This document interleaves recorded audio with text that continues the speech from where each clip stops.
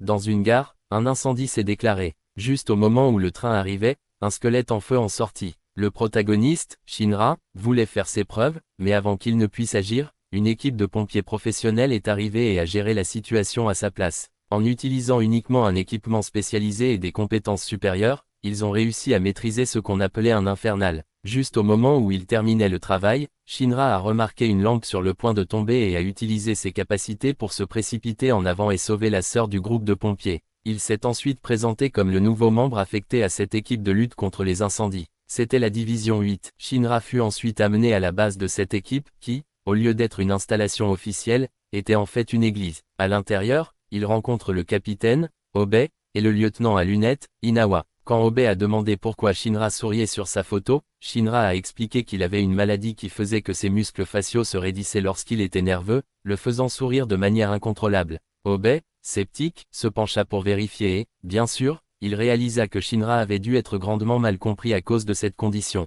Lorsqu'on lui a demandé pourquoi il avait choisi de devenir pompier, Shinra a répondu qu'il voulait être un héros. Cependant, Inawa savait que Shinra avait été qualifié de diable en raison de son lien avec un incident survenu dans son enfance. Shinra a ensuite été présenté à deux membres féminins, Sœur Iris et Maki. Sœur Iris le remercia de lui avoir sauvé la vie, mais Shinra vit simplement cela comme quelque chose qu'un héros devrait faire. Maki n'arrêtait pas de taquiner sa sœur, ce qui agaçait Inawa. Maki avait également modifié une paire de pantalons pour mieux s'adapter aux capacités de Shinra. Être près des filles rendait Shinra nerveux, et Obei commença à dire des choses au hasard pour le taquiner, incitant Inawa à jeter un dossier dans une boîte en métal, exigeant qu'ils soient tous les deux sérieux. Obei a ensuite expliqué le phénomène qui se produit lorsque les humains s'enflamment soudainement et se transforment en infernaux. Personne ne connaissait la cause. La seule chose connue était que les infernaux avaient un seul but, tout brûler. Leur mission était d'apaiser les infernaux, d'honorer leurs âmes et de découvrir la raison de leur existence. Cette nuit-là, Shinra se souvint de sa mère et de son jeune frère, tous deux morts dans un incendie. Ses proches ont refusé de l'accueillir, estimant que ses capacités étaient responsables de leur mort. Ils ont également mal compris son état et ont supposé qu'il souriait à leur perte. Soudain, une alarme retentit et Shinra fut immédiatement appelé pour intervenir sur un incendie. En chemin, l'anime nous a présenté la structure du pouvoir. Inawa et Maki étaient des pyrokinétiques de 2e génération, tandis que Shinra était un pyrokinétique de 3e génération. L'équipe est arrivée sur les lieux dans un véhicule blindé. Le mari de la victime a supplié sa sœur Iris de l'aider à apaiser sa souffrance. L'équipe est ensuite entrée sur le site et Shinra, face aux flammes, s'est souvenu d'éclairs de feu de son passé. La pression monta sur lui, et lorsque Maki sépara les flammes, il fut emporté et perdit connaissance. Il se souvient que sa mère lui avait dit de courir et qu'il avait été le seul à rester après l'incendie, méprisé par la société et tenu pour responsable de la tragédie. Cependant, à ce moment-là, il avait également senti la présence d'une autre entité dans l'incendie, qu'il croyait être la véritable cause de la mort de sa mère et de son frère. Il s'est engagé à retrouver cet être et à découvrir la vérité. Inawa le réveilla alors et il décida de continuer. Face à l'infernal, Shinra trouva qu'il était trop rapide, obligeant toute l'équipe à se coordonner afin de le ralentir et de lui créer une ouverture. Une fois sa détermination renforcée,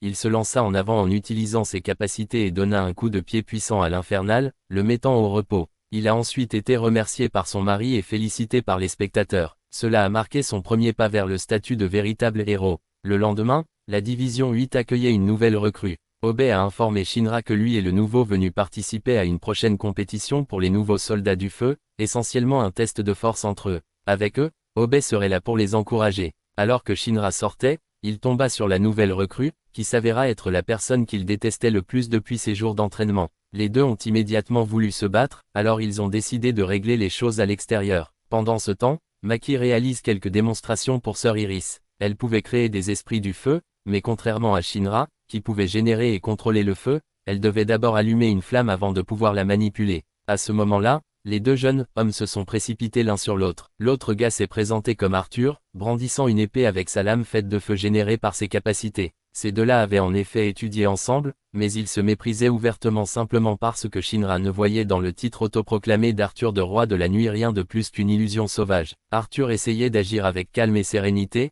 mais en réalité, il n'était qu'un imbécile. Pourtant, Shinra était agacé qu'un type aussi ignorant soit en quelque sorte populaire. Entendant le tumulte, Inawa arriva et personne n'osa causer de problème devant lui. Il a immédiatement dissipé l'esprit de feu de Maki, rappelant que les soldats du feu devaient rester disciplinés avec leurs capacités. Arthur a montré un léger manque de respect envers Inawa, et tout le monde pensait qu'il était condamné, mais étonnamment, Inawa l'a laissé passer. Il voulait évaluer leurs compétences, alors il a désigné Maki comme partenaire d'entraînement et leur a demandé de donner le meilleur d'eux-mêmes. Mais elle était un soldat et savait se débrouiller seule. Shinra, trop confiant, a fini par avoir ses propres flammes manipulées par Maki, qui l'a ensuite frappé hors du bâtiment. Il a à peine réussi à retrouver son équilibre et à atterrir en toute sécurité. Arthur, croyant qu'il ne tomberait pas si facilement, sortit sa lame à plasma, que Maki ne pouvait pas facilement manipuler car c'était une flamme électromagnétique. Cependant, elle a rapidement vu à travers ses techniques de combat, le forçant à s'agenouiller avant de lui asséner un puissant coup de pied au visage.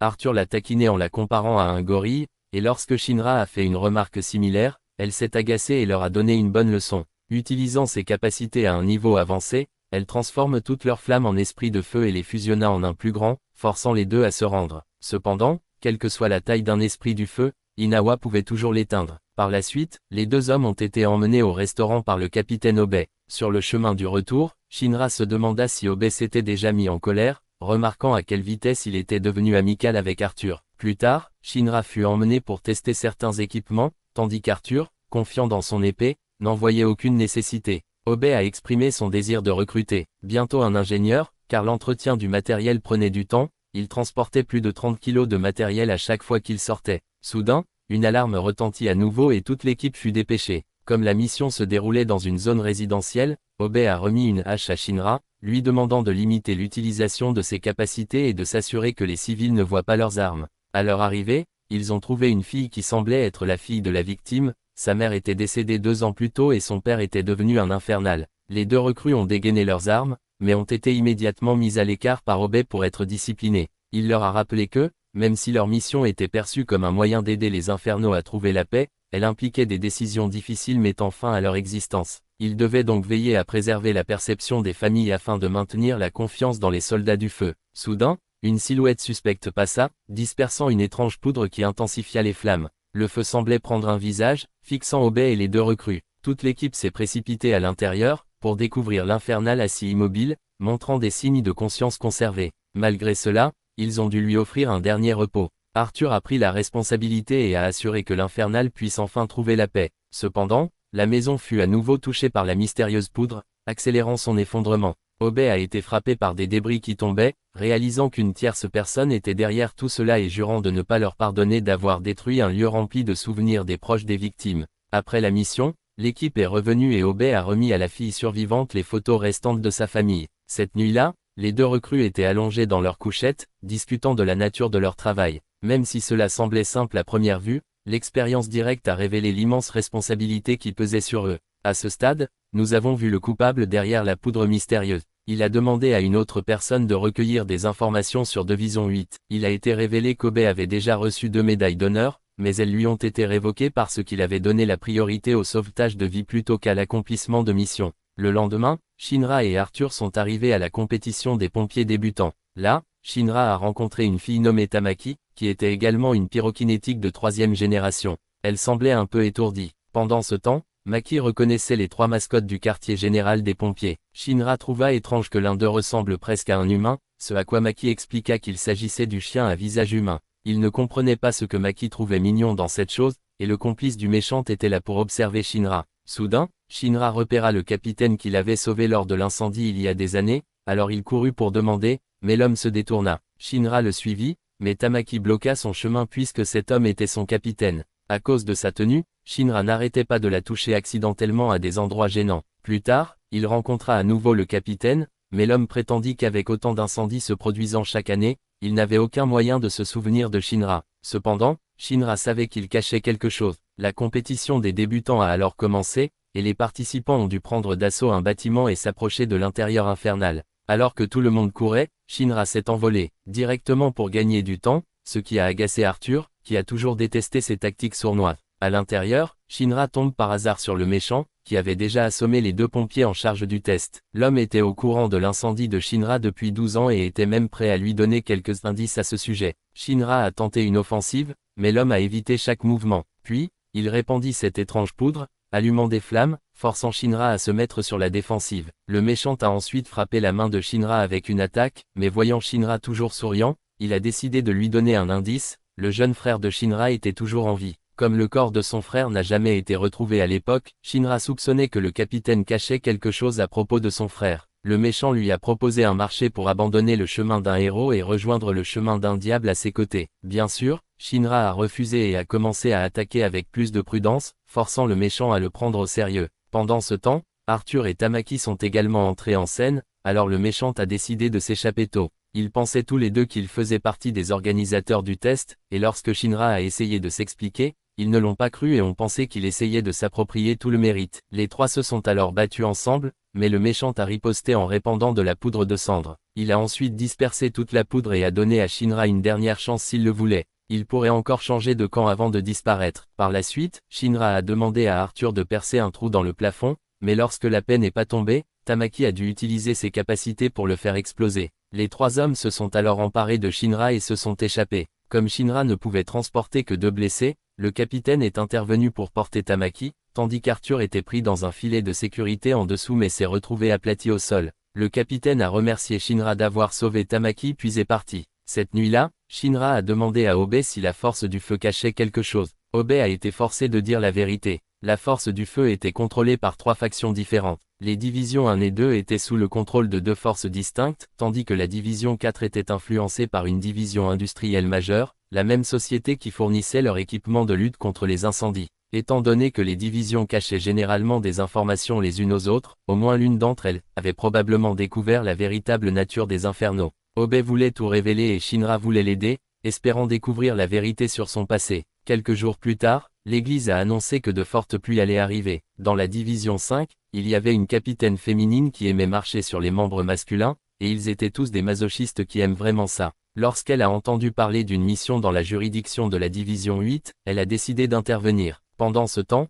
Obe remarqua que les nouvelles n'avaient toujours rien rapporté sur le méchant qui les avait attaqués. Shinra se rappela que l'homme s'était fait appeler Joker, et Obe réalisa que certaines divisions dissimulaient des informations le concernant. Inawa a ensuite présenté ses conclusions. La poudre de cendre du Joker a été fabriquée à partir des restes d'Inferno. Obe était furieux qu'ils aient profané les morts. Shinra et Arthur étaient alors coincés à faire de la paperasse, ce qui était ennuyeux. Soudain, ils ont reçu un appel pour une mission de sauvetage. Un chien était coincé dans un arbre. Même si c'était une tâche mineure, c'était mieux que de la paperasse, alors Shinra a décidé d'y aller puisque ses capacités lui facilitaient la tâche. Mais à son arrivée, il fut choqué de découvrir que le chien était en fait la mascotte à visage humain, Mamoru. Lorsque Shinra l'a sauvé, il s'est demandé pourquoi Mamoru était là-haut, et il s'est avéré que des punks l'avaient jeté sur l'arbre. Il y avait déjà eu un cas où un pompier avait causé la mort de 4 personnes dans des circonstances troublantes, ce qui avait conduit le public à se méfier des pompiers. Ce jour-là, l'homme était jugé. Cependant, lorsque le tribunal l'a déclaré non coupable pour cause de folie, la population s'est indignée. Il prit soudain feu et se transforma en infernal, saisissant le juge qu'il avait libéré parce qu'il croyait que c'était lui qui devait rendre le jugement. Une notification a été envoyée à la division 8, et la division 5 a également décidé d'intervenir. Inawa ne savait pas où se trouvaient Arthur et Shinra et semblait furieux. Il monta dans un véhicule et se dirigea vers Shinra, l'informant que lui et Arthur feraient mieux de rentrer immédiatement, car il leur brisait les jambes pour qu'ils ne s'enfuient pas à nouveau. Les deux jeunes hommes se portèrent l'un l'autre tandis qu'ils volent vers Inawa, qui leur ordonne de se rendre d'abord au palais de justice pour maîtriser l'infernal. Les deux se précipitèrent et donnèrent un coup de pied dans la mâchoire de l'infernal, le maintenant au sol jusqu'à l'arrivée de l'équipe du capitaine Obe. Tout le monde fut surpris de voir un infernal encore conscient. Il voulait se rendre, pensant qu'il obtiendrait un sursis, mais Inawa considérait qu'il ne pouvait pas être relâché sans conséquence. L'infernal décide alors de fuir, forçant Obe à envoyer Shinra à ses trousses. Obe a demandé à Shinra d'intervenir sans hésitation pour garantir la sécurité de tous. Il a dit à Shinra de ne rien écouter de ce que l'infernal avait à dire, alors Shinra l'a simplement poursuivi. La poursuite les a conduits au cœur de la ville, où l'infernal a affirmé que ces meurtres visaient à équilibrer les vies qu'il avait autrefois sauvées en tant que pompier. Mais Shinra s'en fichait et continuait à le battre. Il décida de mettre l'infernal au repos sans attendre qu'une sœur lui offre des prières, mais l'infernal demanda d'abord une prière. Au moment où Shinra était sur le point d'obtempérer, l'infernal a essayé de le mordre, alors Shinra n'a plus hésité et l'a. Cependant, le capitaine de la division V, Ibana, est arrivé avec ses subordonnés et l'a maîtrisé, prévoyant de le capturer vivant. Elle a forcé Shinra à s'agenouiller et ses hommes l'ont maintenu au sol, mais Shinra a résisté parce qu'elle était arrogante et qu'elle ignorait les gens. Obe est alors arrivé et Ibana a soutenu qu'éliminer un infernal comme celui-ci n'était pas la meilleure option. Cependant, comme cette zone relevait de la compétence de la division 8, elle n'avait aucune autorité ici. Pourtant, elle a insisté pour reprendre l'infernal pour faire des recherches afin de découvrir les secrets des infernaux. Obe a accepté de la laisser l'emmener seulement si elle partageait ses découvertes, et elle a accepté. Puis, une troisième génération de la division V, Toru, a insulté Obe pour son impuissance. Cela a rendu Shinra et Arthur furieux, qui étaient prêts à se battre, mais Maki est arrivé et a donné un coup de poing à Toru. Tout le monde en division 8 appréciait sa façon de gérer les choses. Avec cela, la division V est partie. Plus tard, davantage de détails sur le passé de Sœur Iris ont été révélés. Elle avait vécu dans la même église que le capitaine Ibana. Alors qu'elle se purifiait, Shinra passa par là. Bien qu'il l'ait vue par accident, il a remarqué qu'elle semblait troublée, alors il s'est excusé et a demandé si quelque chose n'allait pas. Cependant, elle n'a rien dit et lui a simplement dit de continuer à s'entraîner. Plus tard, le capitaine et le vice-capitaine ont rassemblé tout le monde parce qu'ils voulaient que Shinra et Arthur deviennent plus forts, pas seulement pour sauver des vies, mais aussi de faire face aux autres divisions qui les ciblent. Mais personne n'a prêté attention à Inawa, alors il a sorti une arme et a tiré sur Shinra dans la jambe. Shinra ressentit la douleur, mais supposa qu'il s'agissait d'un pistolet à air comprimé. Cependant, c'était une vraie arme dont Inawa venait de contrôler la force, donc cela ferait mal, mais ne causerait pas de blessure permanente. Pourtant, leurs futurs ennemis seraient encore plus coriaces, probablement constitués de deuxième et troisième génération. Inawa a juré de faire vivre l'enfer aux recrues. Arthur s'est ensuite entraîné avec Maki, tandis que Shinra voulait en savoir plus sur le capitaine Ibana. On disait qu'elle venait de ce grand conglomérat industriel et qu'elle avait gravi les échelons jusqu'à sa position actuelle. Elle a également mené des recherches sur les infernaux et vendu illégalement des informations. Shinra et Arthur voulaient tous deux éliminer la division V pour obtenir leurs informations, mais Shinra voulait surtout le faire pour se venger. Cette nuit-là, le capitaine Ibana tortura à plusieurs reprises l'Infernal. Pendant ce temps, Shinra réfléchissait à la façon dont Sœur Iris agissait étrangement depuis sa rencontre avec Ibana. Il a demandé à Arthur à ce sujet, mais Arthur n'en avait aucune idée. Soudain, Maki est arrivé et a signalé que Sœur Iris avait disparu. Elle s'était rendue au centre de la division V pour rencontrer Ibana, la suppliant d'arrêter ses expériences car elle violait les lois divines. Mais Ibana ne s'en souciait plus, elle brûla les affaires d'Iris et déclara que les dieux n'existaient pas,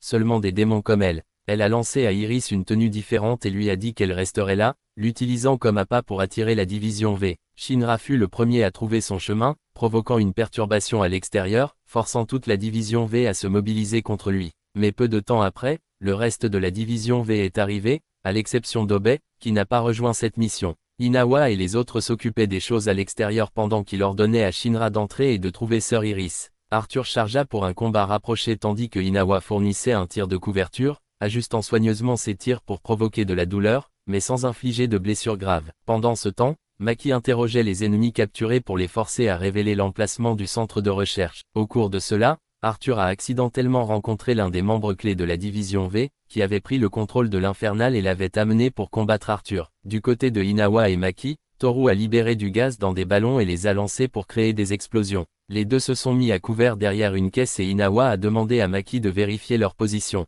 Une fois qu'elle l'a localisé, Inawa a tiré plusieurs balles, manipulant les étincelles dans les airs pour les rediriger vers Toru. Juste au moment où ils avaient fini de s'occuper de lui, les trois anges de la division V sont apparus. Arthur luttait contre l'Infernal, qui était devenu plus fort et avait des flammes plus grandes grâce à une injection. Pendant ce temps, Ibana apprit que tous ses subordonnés étaient engagés dans des batailles, mais Obe était toujours introuvable. Elle voulait être la seule à connaître la vérité sur les infernaux et ne laisserait personne interférer. Arthur continuait à subir les coups de l'Infernal et se sentait étrangement faible, mais l'Infernal croyait que c'était simplement une question de différence de puissance écrasante. Cependant, Arthur s'est vite rendu compte qu'il tenait son épée et sa main gauche alors qu'il était droitier. Au moment où il a changé de main, il a achevé l'Infernal d'un seul coup. L'officier de la division V qui regardait était abasourdi par la force absurde d'Arthur. Inawa et Maki ont également vaincu les trois anges. Inawa n'était pas sûr du nombre de groupes supplémentaires comme celui-ci que comptait la division V, mais il semblait qu'il s'était occupé de tous. Il a décidé de laisser le chaos à Shinra pendant qu'il cherchait des documents de recherche. Shinra,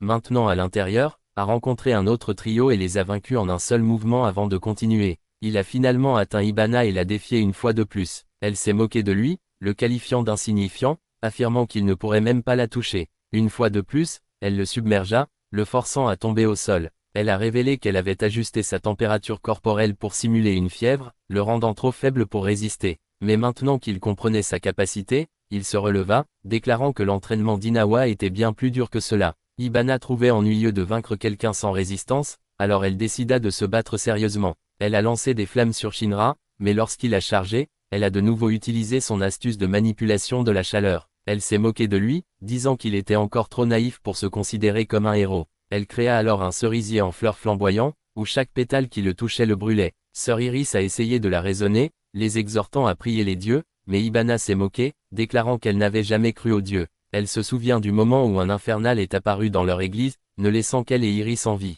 À partir de ce moment, elle abandonna sa foi, considérant ses pouvoirs comme démoniaques plutôt que divins. Shinra se releva une fois de plus, refusant de se laisser tomber. Ibana l'entourage de pétales brûlants, mais il resta debout, déterminé à la vaincre quoi qu'il arrive. Elle a rejeté l'idée des héros comme une absurdité et a tenté de le renverser à nouveau, mais cela n'a plus fonctionné. Shinra s'est précipité vers elle et l'a frappée, déclenchant un souvenir de son passé dans l'église. À l'époque, Ibana avait utilisé ses capacités combinées à des composés chimiques pour créer des flammes colorées. Elle voulait qu'Iris, qui se cachait, sorte et les voie. Sœur Iris avait demandé à tout le monde d'entrer et d'exhorter Ibana à ne pas abuser de ses pouvoirs, croyant qu'ils étaient un don des dieux. Elle avait un jour demandé à Ibana de lui montrer à nouveau ses fleurs de feu, mais seulement après avoir surmonté sa nature timide. Puis, le désastre de l'incendie a frappé. À partir de ce moment, Ibana abandonna le concept de Dieu et considéra ses capacités comme purement démoniaques. Elle a ensuite fait des recherches sur les infernaux et a vendu des informations au conglomérat qui l'a élevée au rang de capitaine. Alors qu'elle reprenait connaissance, Iris continua de raisonner avec elle et Shinra lui dit qu'il deviendrait un véritable héros. Si jamais elle avait besoin d'aide, il serait là. Ibana rougit légèrement et remplit finalement sa vieille promesse en montrant à Iris les fleurs de feu, car elle n'était plus timide. Tous les trois sortirent alors et virent qu'Inawa avait bien pris soin de la compagnie 5. Iris a suggéré l'idée d'organiser une fête pour réconcilier les deux parties, et Ibana a accepté. Il ne savait pas pourquoi elle avait accepté si facilement, mais elle avait admis qu'elle avait quelque peu pris goût à Shinra. Obe avait fini de se préparer à partir lorsqu'il entendit la nouvelle que ses subordonnés avaient déjà fini de se battre. Le lendemain, les deux brigades ont organisé une fête. Ils considéraient l'attaque de la nuit dernière comme un véritable exercice de combat. Tout le monde dans la division 5, après avoir subi de lourdes raclées, craignait qu'à l'avenir, ils devraient endurer davantage sous le couvert d'un véritable combat. Cependant, Shinra avait vraiment gagné l'affection d'Ibana, et elle l'avait même nourri. Inawa faisait griller des brochettes, Maki jouait avec les esprits du feu et les filles blondes de la nuit dernière se ressemblaient presque, ne différant que par leur coiffure. Arthur a fait le tour pour éliminer tous les esprits du feu sous les ordres d'Inawa. Cet après-midi-là, Ibana a directement dit à Obe que la division 5 ne l'aiderait toujours pas, mais qu'elle le ferait parce qu'elle avait été autrefois corrompue par les ténèbres de ce monde jusqu'à ce que Shinra l'aide à réaliser la chaleur de la flamme de la justice. Obe a également admis que Shinra était en effet le héros de la division 8, et qu'il n'avait pas renoncé à enquêter sur les autres brigades. Ibana a ensuite révélé ce qu'elle avait découvert sur les infernaux, à savoir que quelqu'un avait créé ces combustions humaines spontanées. Cependant, seuls quelques-uns des cadavres qu'elle possédait étaient différents des autres, ce qui signifie qu'il s'agissait simplement d'une deuxième cause de combustion, tandis que la cause originale restait un mystère. Tous deux décidèrent de découvrir qui se cachait derrière ce phénomène. Ibana a également souligné que tous les cadavres infernaux créés artificiellement ont été retrouvés dans la juridiction de la première brigade, donc enquêter là-bas serait difficile. Le groupe a ensuite tenu une réunion à la division 8, et Ibana a déclaré que la seule façon d'enquêter sur la division 1 était d'envoyer ces deux recrues là-bas sous prétexte d'acquérir de l'expérience, alors que leur véritable objectif était une enquête secrète. Elle envoyait également certains de ses membres pour éviter d'éveiller les soupçons. Lorsque le jour est venu de passer à la division 1, Shinra et Arthur ont dû accompagner Teru et un autre membre de la division 5. Les quatre furent conduits à l'intérieur par Maki et rencontrèrent l'un des premiers commandants de brigade. Il a insulté les deux jeunes hommes avant de les conduire à la rencontre du capitaine. Shinra voulait toujours découvrir les secrets du capitaine, alors il proposa un duel avec l'un des premiers commandants de brigade en échange du droit de poser une question au capitaine. Obe faisait les 100 pas, inquiet pour eux. Ibana craignait que Shinra devienne arrogant simplement parce qu'il l'avait vaincu. Pendant ce temps, Tamaki, en apprenant que Shinra avait défié quelqu'un au combat dès son arrivée, est venu regarder. Ils allaient devoir combattre ce capitaine aux cheveux roux, et une roue de roulette commença à tourner pour sélectionner le premier combattant. Le premier choisi était un jeune homme inconnu qui s'appelait Nodo. Ce jeune homme craignait le feu, et il avait accepté ce travail pour vaincre ses propres flammes. Il a tiré plusieurs balles incendiaires, que le capitaine aux cheveux roux a esquivé pour que celui aux cheveux bleus derrière lui puisse les gérer. L'homme aux cheveux bleus transforma les flammes en vapeur puis en glace, qu'il lança vers le capitaine aux cheveux roux. S'il ne l'avait pas fait, le capitaine aurait été touché. L'attitude enjouée du capitaine aux cheveux roux n'a fait qu'accroître la colère de l'homme aux cheveux bleus. Il expliqua ensuite les mécanismes de sa capacité, et Shinra soupçonna que ces trois commandants pourraient être impliqués avec les infernaux. Teru a été choisi ensuite, mais comme sa capacité n'impliquait que la projection de gaz, il n'était pas nécessaire de la tester. Le capitaine de la première brigade a alors pris en charge simultanément les 2 jeunes hommes de la 8e compagnie. Arthur voulait relever le défi seul, mais le capitaine fit un geste pour l'arrêter. Arthur a déclaré qu'il ne serait pas responsable si le capitaine perdait sa main, mais on lui a dit de le prouver d'abord avant de faire de telles affirmations. Le capitaine se contenta d'effleurer sa main, en voyant Arthur voler en arrière. Shinra chargea et lui lança une salve de coups de pied. Bien que la force était suffisamment puissante pour ébranler les environs, le capitaine était tout simplement trop puissant. Même après avoir encaissé toutes les attaques, il n'avait besoin que d'un seul coup de pied pour envoyer Shinra voler en arrière. Shinra fut ensuite accueilli dans la division I, et lui et Arthur seraient tous deux gérés par le commandant aux cheveux bleus. Le lendemain matin, Ibana a remis à Obe ses documents de recherche. Tous les infernaux créés artificiellement partageaient un trait commun. Ils avaient une sorte de parasite intégré dans leur noyau. 5 jours s'étaient écoulés depuis l'arrivée de Shinra en division I. Il n'avait qu'un mois, mais chaque matin, Inawa venait vérifier la situation, et Shinra voulait qu'il arrête de faire ça. Inawa était venu avec Ibana, et tous deux avaient remarqué que de nombreuses autres brigades rôdaient également dans les parages. En division I, je ne semblais pas du tout méfiant. Pendant qu'ils prenaient leur petit déjeuner, Nodo leur a demandé pourquoi ils étaient devenus soldats du feu. Pour lui, il s'agissait simplement de mieux contrôler ses capacités, et aussi de conquérir Tamaki, qu'il aimait bien. Tamaki s'est accidentellement assis sur la tête de Shinra à son arrivée. Soudain, une alarme infernale se déclencha, et elle ordonna aux 4 jeunes hommes d'appeler les 3 commandants en charge. Shinra et Arthur ont été témoins du professionnalisme et des opérations structurées du commandant aux cheveux bleus, qui leur a ordonné de rester sur place car ils étaient nouveaux. Alors qu'ils montaient la garde, ils ont soudainement vu une personne émerger, et quelqu'un a pressé un récipient à insectes contre eux, les transformant en infernales. Shinra a immédiatement poursuivi le coupable et, avec Arthur, ils ont découvert les commandants aux cheveux roux et aux cheveux bleus sur les lieux. Arthur a failli révéler une information, mais Shinra l'a interrompu, prétextant qu'il s'était égaré. De retour dans leur quartier, Shinra expliqua que ces deux-là étaient désormais suspects et que toute action imprudente pourrait conduire à leur exécution sur place. Ils devaient donc enquêter sur chaque commandant, en commençant par celui aux cheveux roux. Cependant, ils se rendirent d'abord dans la chambre du commandant aux cheveux bleus parce que Shinra avait demandé à Nodo de l'attirer à l'extérieur, promettant d'obtenir le numéro de Tamaki pour lui. Ils se sont faufilés dans la pièce et ont trouvé un bocal d'insectes. Au moment où il concluait que le commandant aux cheveux bleus était le cerveau, il est arrivé. Il a révélé qu'il avait intentionnellement placé un insecte normal à cet endroit, car il se méfiait des mouvements de Shinra et d'Arthur dans l'allée. Lui aussi enquêtait sur cette affaire pour trouver le véritable coupable. D'après ce que Shinra et Arthur avaient vu, ils soupçonnaient le commandant aux cheveux roux. Il y a 2 mois, un incident s'est produit où plusieurs enfants se sont transformés simultanément en infernaux, et il avait découvert un insecte sur les lieux. Pendant ce temps, Tamaki conduisait quelques enfants sous la direction du commandant aux cheveux roux. Il avait rassemblé un groupe, les trompant en prétendant qu'il possédait un rituel pour les protéger de devenir infernaux. Il voulait que Tamaki parte, mais elle a insisté pour rester, ce qui l'a amené à la retenir jusqu'à ce qu'elle perde connaissance. Il pressa alors un insecte contre la mère, la transformant en infernale. Le commandant aux cheveux bleus avait l'intention d'arrêter son camarade, mais Shinra et Arthur voulaient également intervenir. Il leur a dit que c'était une affaire de la première division, mais comme ils n'étaient pas membres officiels, ils n'étaient pas obligés de suivre ses ordres. Tamaki a finalement repris connaissance. Le commandant aux cheveux roux comprit qu'il l'avait laissée en vie en pensant pouvoir la maîtriser plus tard, mais son emprise n'avait pas suffi à l'immobiliser complètement. Elle a finalement vu la vraie nature de l'homme qu'elle avait toujours admiré. Après l'avoir mise hors de combat, il a soumis un enfant aux cheveux orange à une épreuve, mais le garçon a totalement maîtrisé les flammes et n'est pas devenu un infernal.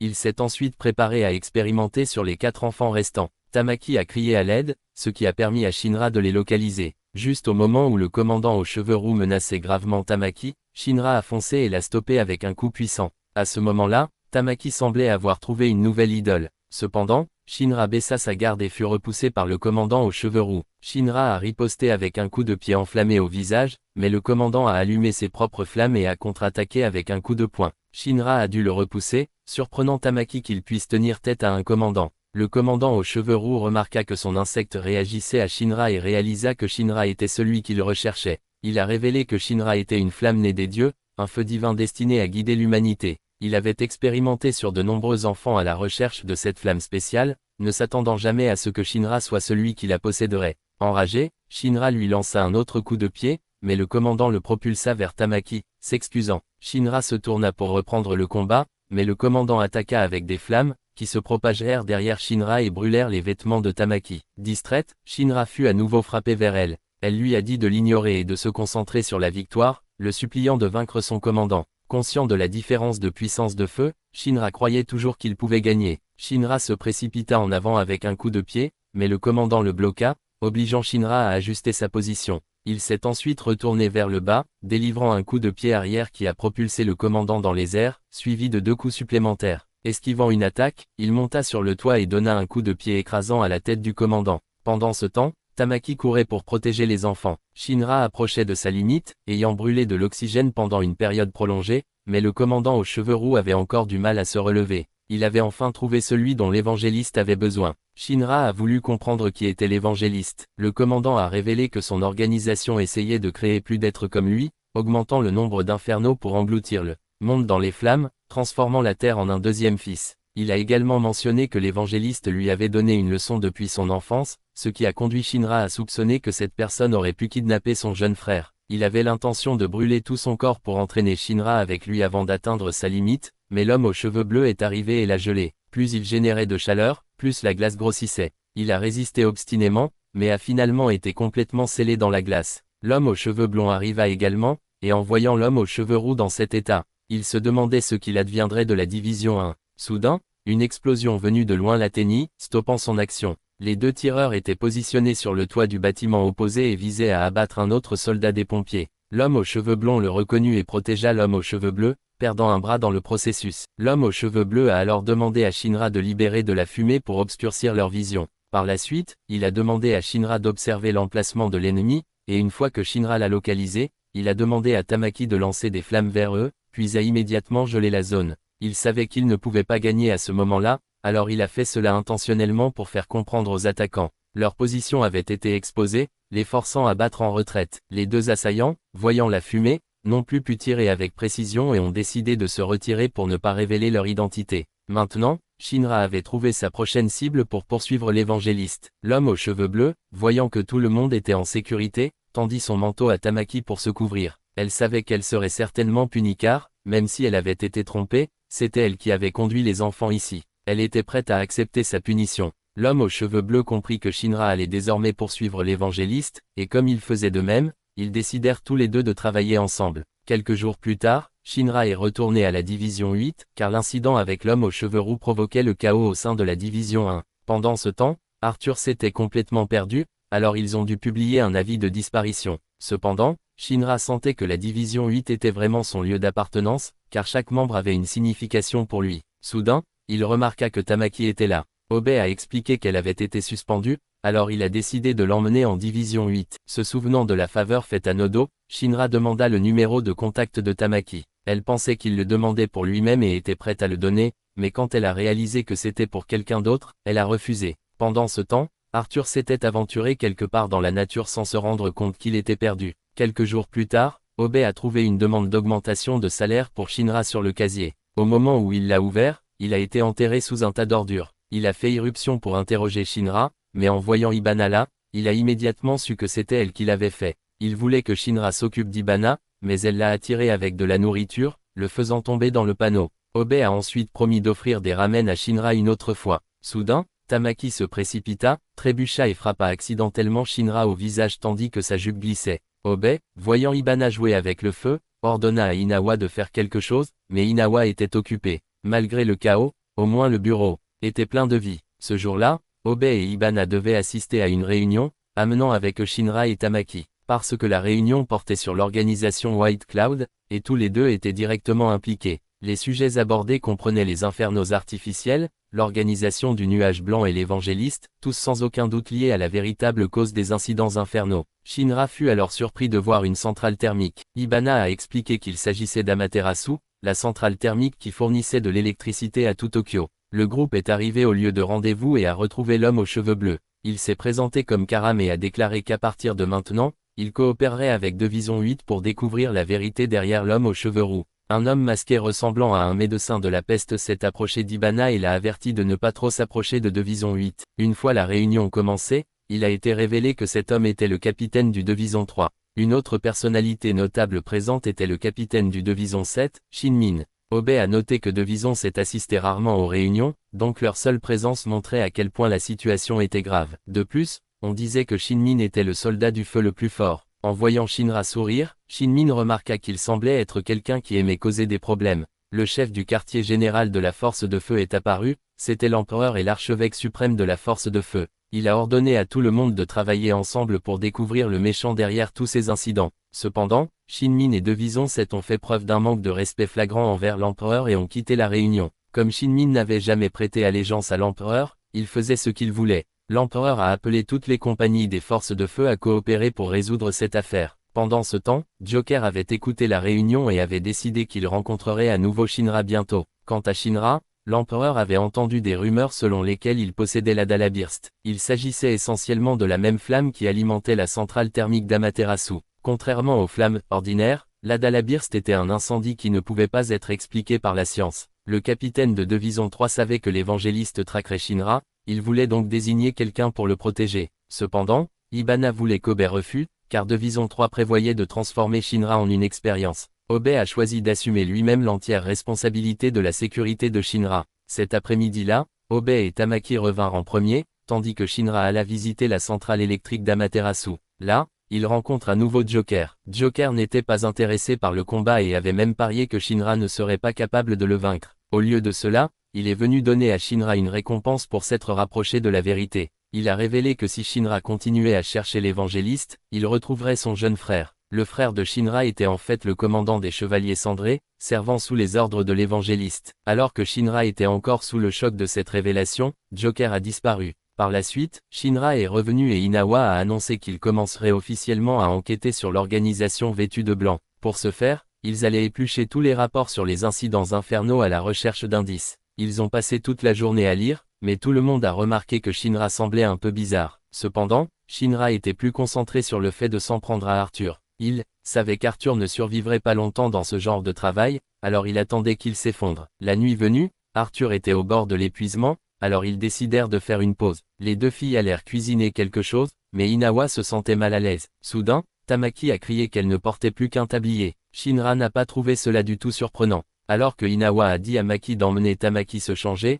le laissant ainsi que Shinra cuisiner à la place. Inawa sentit que quelque chose pesait sur l'esprit de Shinra, alors il lui dit de faire confiance à la division 8. Shinra a vraiment aimé cette division et n'a eu aucune plainte à formuler à propos de son séjour ici. Plus tard, Shinra a appelé tout le monde pour manger, et Arthur s'est finalement rétabli. Obe a demandé à Inawa ce qu'il pensait de Shinra, car il craignait que Shinra soit sous pression à cause des récents incidents avec la division 5 et la division 1. Cependant, Inawa pensait que Shinra allait bien. Pendant qu'ils mangeaient, Shinra et Arthur avaient encore assez d'énergie pour rivaliser l'un avec l'autre, ce qui rassura Sœur Iris. Depuis le retour de Shinra, les choses semblaient un peu bizarres. Arthur a même donné de la viande à Shinra, ce qui a décidé Shinra à faire confiance à cette division. Il a ensuite révélé qu'il avait rencontré Joker et appris la vérité sur son jeune frère. Obe savait que Shinra croyait que son frère était vivant, alors ils ont tous choisi de croire en lui également. Inawa a ensuite affiné ses plans d'enquête en tenant compte de l'information sur le frère de Shinra. Le lendemain, certains membres étaient curieux de savoir comment la division 8 avait été formée à l'origine,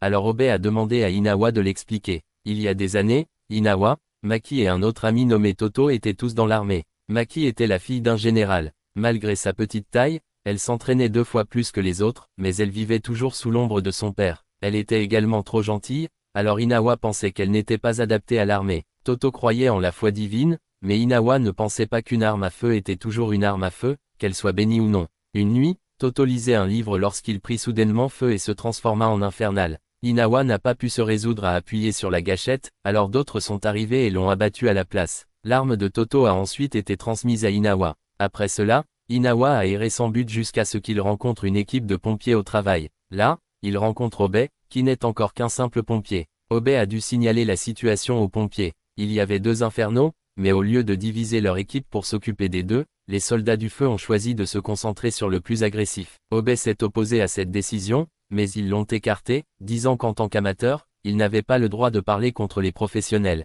Obe a alors décidé de s'occuper lui-même du 2e infernal, et Inawa a choisi de l'aider. Comme aucun d'entre eux n'était officiellement pompier, ils seraient punis pour leur interférence, mais ils étaient tous deux prêts à en accepter les conséquences. Aucun des deux n'avait beaucoup d'expérience dans la lutte contre les infernaux, mais Inawa raconta ce qui était arrivé à son ami. Bien qu'il ne croyait pas à la foi divine auparavant, il avait maintenant changé d'avis. Obe ne se souciait pas de la croyance, ce qui comptait pour lui était ce qu'il pouvait faire pour les infernaux. Si la foi pouvait aider les infernaux à reposer en paix, alors il était prêt à croire. Les deux ont prié pour l'infernal avant de tirer avec leurs armes. Par la suite, ils ont décidé de se consacrer à aider les autres. Obe a juré de créer une force de feu de Vison, et Inawa lui a dit de le rechercher s'il réussissait. 2 ans plus tard, Division 8 a été officiellement créée. À cette époque, Inawa a également recommandé Maki pour l'équipe, estimant que sa gentillesse et son empathie la rendaient apte à être un soldat des pompiers, même si elle n'était pas adaptée à l'armée. Maki était heureuse d'apprendre qu'elle avait une place significative ici. Obe a ensuite réaffirmé que l'objectif de leur division n'avait jamais changé depuis sa formation,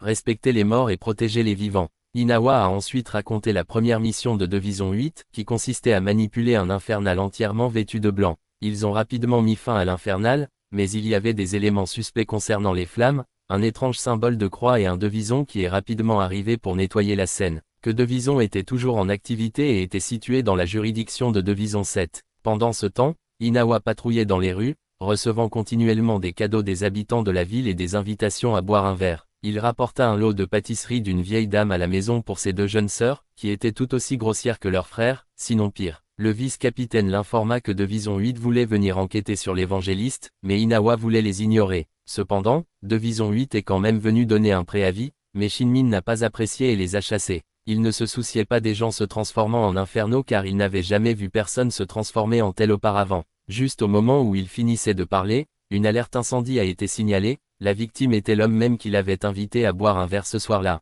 Shinmin est allé gérer la situation et a dit à Division 8 de partir avant son retour. Il s'est précipité sur la scène tandis que d'autres restaient là, en guise de personnage d'arrière-plan. Il a lancé un objet ressemblant à un balai, qui a pris feu et a balayé une rangée entière de maisons. Il en a ensuite attrapé un autre et l'a utilisé pour se propulser vers l'avant. D'autres lui en ont lancé 4 autres, lui permettant de détruire une autre rangée de maisons. La vieille dame a commenté qu'ils pourraient reconstruire leur maison autant de fois que nécessaire. Le vice-capitaine a expliqué que Shinmin était considéré comme le plus fort car il pouvait à la fois générer des flammes comme une 3e génération, et les manipuler comme une 2e génération, faisant de lui un pompier hybride. Il a rapidement mis fin à l'infernal, s'assurant que son compagnon de beuverie n'aurait pas à souffrir. La vieille dame a remercié Shinra de lui avoir permis d'assister aux derniers instants de l'homme. Bien que les méthodes de Shinmin semblaient grossières aux yeux des gens là-bas, chaque infernal devait être mis au repos par ses propres mains. Ils ont ensuite organisé des funérailles, mais leur approche ressemblait davantage à un festival. Par la suite, Shinmin a pris des dispositions pour que la zone soit réparée, invitant les personnes dont les maisons étaient endommagées à rester temporairement au bureau. Voulant aider, Shinra a suggéré que Division 8 l'aide, facilitant ainsi les négociations. Shinra a aidé au transport et au déblaiement des débris, Obe a apporté son aide, Arthur s'est occupé du soudage. Maki s'est occupé du levage des objets lourds et du tamaki. Eh bien, elle était hors de propos. Les hommes vêtus de blanc ont remarqué la présence de Division 8 et ont soupçonné qu'ils étaient sur eux, alors ils ont décidé de préparer des insectes pour provoquer le chaos. Cette nuit-là, Shinmin a aidé le vice-capitaine à surmonter sa maladie. Shinmin a admis qu'il ne convenait pas et n'aimait pas son rôle de capitaine, mais avec le vice-capitaine incapable de se battre plus longtemps, il n'avait pas d'autre choix que d'en assumer la responsabilité. Ses 2 jeunes sœurs sont venues se plaindre de Shinra, le traitant d'idiot et le méprisant. Quand ils sont devenus un peu trop irrespectueux, Shinra les a traînés dehors. Shinmin a finalement décidé de coopérer avec Division 8 parce qu'il ne les détestait pas. Plus tard, il a parlé à Shinra de la maladie du vice-capitaine, une condition causée par une utilisation excessive des capacités,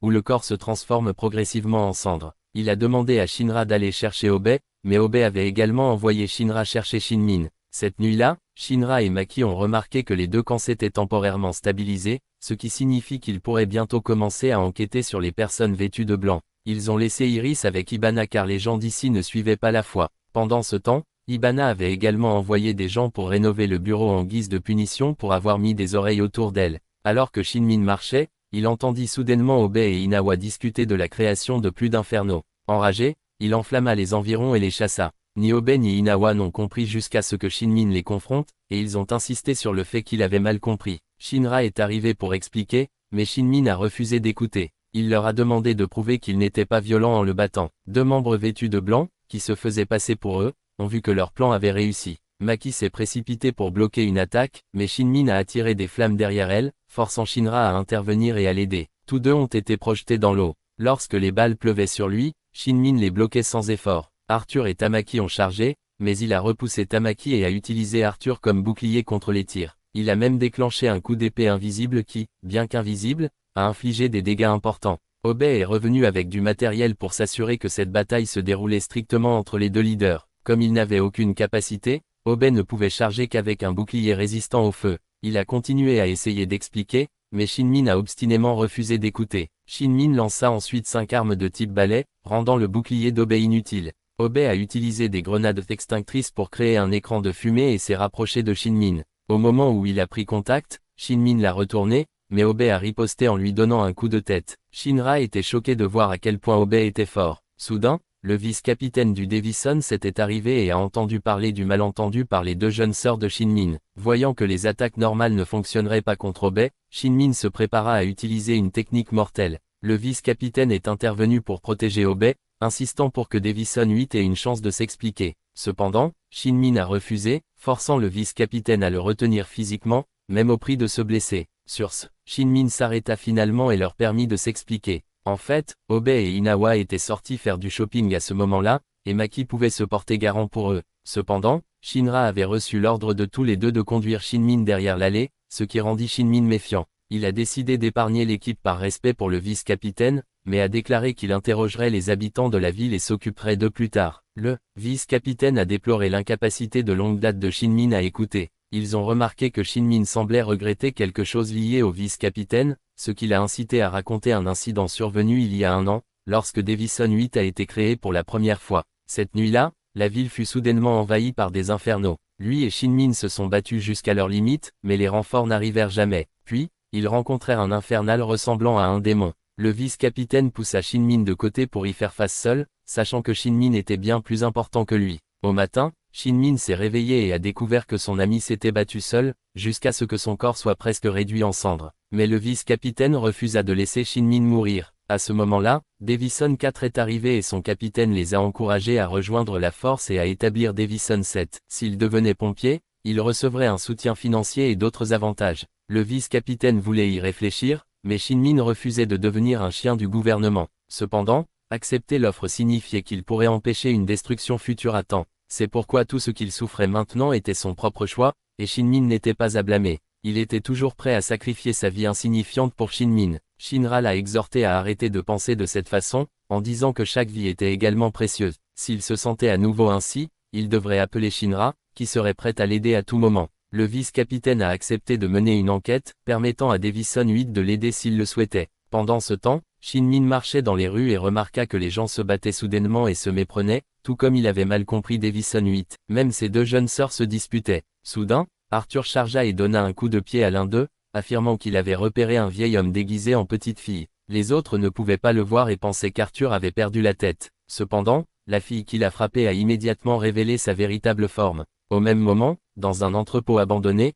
un membre vêtu de blanc utilisait le feu pour modifier le visage d'une autre personne en gonflant ses vaisseaux sanguins et en le remodelant progressivement. Cependant, lorsque le résultat lui a déplu, il a perdu son sang-froid et a fait exploser la tête de la personne. Shinmin ne savait pas comment résoudre les malentendus généralisés lorsque, soudainement, plusieurs infernaux sont apparus. Les hommes vêtus de blanc ont cherché à utiliser le chaos comme une opportunité pour frapper Davison 8. Cependant, Davison 8 était incapable d'agir car c'était le territoire de Davison 7, et les habitants de la ville ne faisaient confiance qu'à Shinmin pour mettre les infernaux au repos. Au lieu de cela, ils ont décidé d'aider à l'évacuation des civils. Soudain, ils ont été pris pour cible par des tireurs d'élite vêtus de blanc. Mackay a réussi à bloquer les tirs, mais l'un d'eux était sur le point de percer. Elle a rapidement transformé la flèche en esprit, évitant ainsi toute blessure mortelle. Arthur et Shinra se précipitèrent en avant, Shinra réalisant qu'il avait été ciblé. Il a identifié les positions de 2 tireurs d'élite, a repéré un 3e tir entrant et a repéré un 3e tireur d'élite plus loin.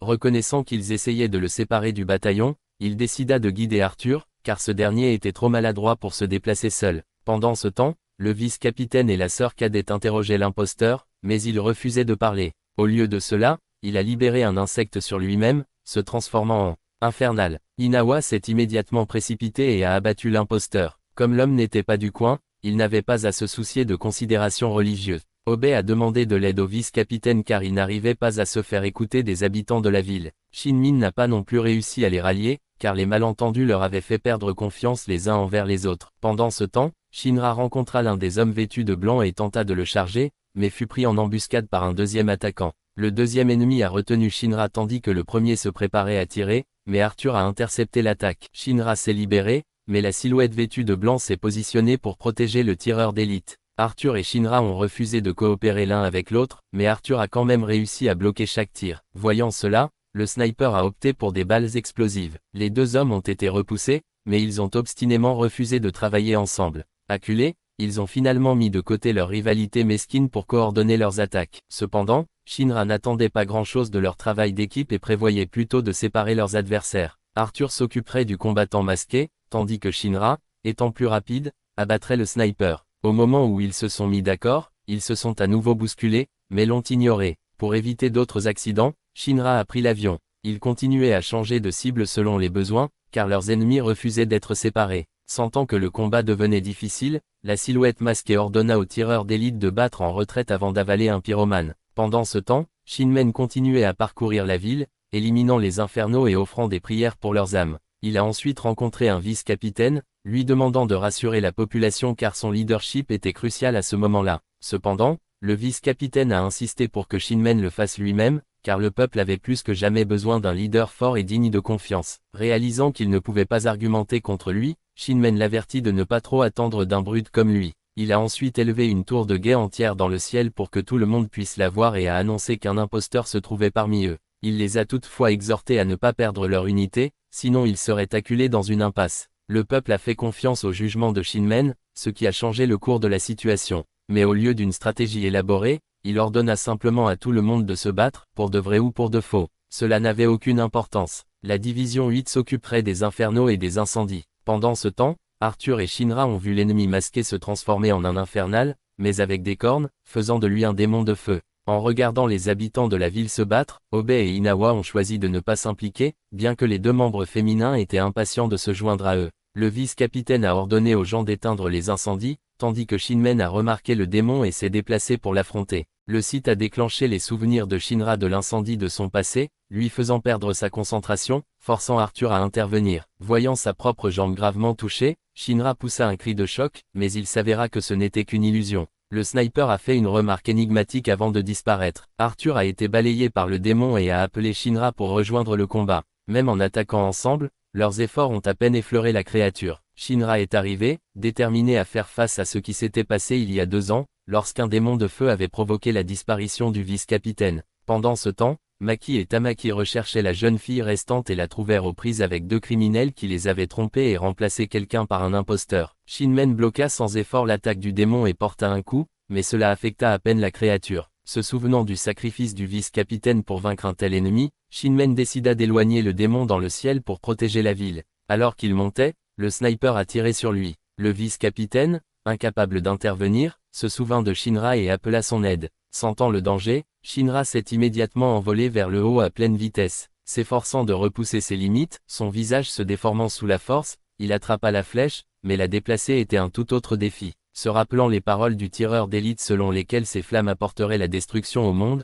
Shinra devint furieux, libérant encore plus de puissance et redirigeant avec succès la flèche. Avec cela, Shinmen s'est occupé du reste. Il lança le démon vers le haut et invoqua un barrage d'armes en forme de balai avec une force de missile. Il a même utilisé la technique qu'il avait presque déclenchée sur Obe plus tôt, cependant, le démon est resté intact. Finalement, Shinmen a utilisé la technique la plus puissante du vice-capitaine, neutralisant définitivement le démon du feu. Les 2 agents restants, vêtus de blanc, décidèrent de se retirer, après avoir rassemblé les informations dont ils avaient besoin. Shinra remarqua que Shinmen tombait et se précipita pour l'attraper, car il semblait qu'il avait atteint sa limite. Une fois les incendies et les infernaux maîtrisés, le vice-capitaine a reconnu qu'il devait beaucoup à la division 8, en particulier à Shinra. Le lendemain matin, la ville commença les réparations, avec l'aide de Shinmen dans les efforts de reconstruction. Pendant ce temps, Maki et Inawa informèrent Obe que la division affiliée à l'évangéliste avait sans aucun doute brûlé, ils avaient utilisé le chaos de la nuit précédente pour détruire toute preuve. Plus tard, Shinmen a appelé la division 8 pour leur dire au revoir, alors qu'ils se préparaient à partir. Il sortit une bouteille d'alcool et offrit un verre à Obe, un geste de camaraderie entre les 2 adolescents. Après avoir bu, Shinmen laissa échapper un rire incontrôlable et promit de les aider chaque fois que nécessaire. Voyant son expression ridicule, Shinra ne put retenir son rire. Pendant ce temps, les 2 agents vêtus de blanc étaient retournés dans leur organisation pour faire leur rapport à leur chef. Ils ont confirmé que l'un des leurs était tombé et que le porteur des flammes recherché par les évangélistes était apparu. Les noms de ces 3-là furent révélés, celui qui s'était déguisé était Jonas, le tireur d'élite était Haro, et leur chef n'était autre que le frère cadet de Shinra, Chill. À cette époque, la division 8 a accueilli un nouveau membre pour combler la division scientifique, car l'Empire avait ordonné des renforts pour ce rôle au sein de toutes les unités. La nouvelle recrue affectée à la division 8 était Victor, le même scientifique qui avait développé la poudre de cendre utilisée par Joker au début de la série. Depuis qu'il avait officiellement rejoint Shinra, Victor a demandé à examiner les jambes de Shinra. Mais avec Hibana présente, personne ne portait la main sur Shinra sans sa permission. En examinant les dossiers de Victor, ils ont découvert qu'il était remarquablement talentueux,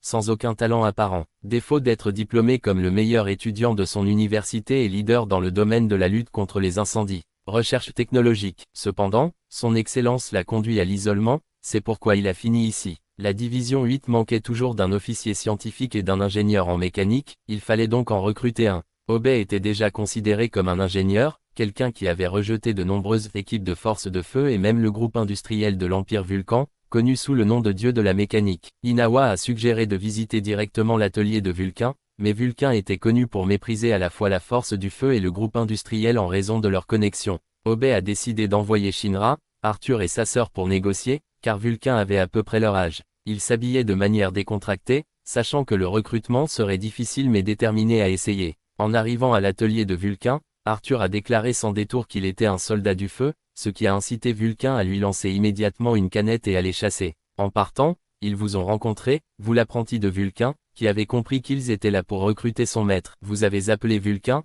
après avoir fini de faire vos courses. Vulcain a directement dit au trio qu'il ne travaillerait jamais pour la force du feu. Sachant qu'il n'avait aucune chance, Shinra suggéra de partir, mais il était déterminé à convaincre son maître. Tu n'étais pas seulement un garçon de course, il était passionné de mécanique depuis l'enfance et admirait les compétences de Vulcain, faisant de lui un apprenti autoproclamé. Il a expliqué les talents de Vulcain, même si sa préférence pour la conception de choses comme des crânes était un peu discutable. Personne ne savait pourquoi Vulcain méprisait tant le conglomérat industriel qu'il rejetait toutes les offres qu'il lui faisait. Vous saviez seulement qu'ils avaient coupé l'approvisionnement en matériaux de Vulcain, mais Vulcain avait probablement une raison plus profonde. Croyant que la division 8 était différente des autres, Shinra vous a convaincu de les emmener à l'intérieur de l'atelier. Là, ils ont rencontré l'assistante de Vulcain, Lisa. Vulcain venait de finir de réparer un moteur défectueux, et en réalisant qu'il n'était pas vraiment cassé, il l'a jeté d'un coup de pied. Pendant que le trio était à l'intérieur, il leur a jeté une autre canette, mais Shinra a insisté pour parler. Soudain,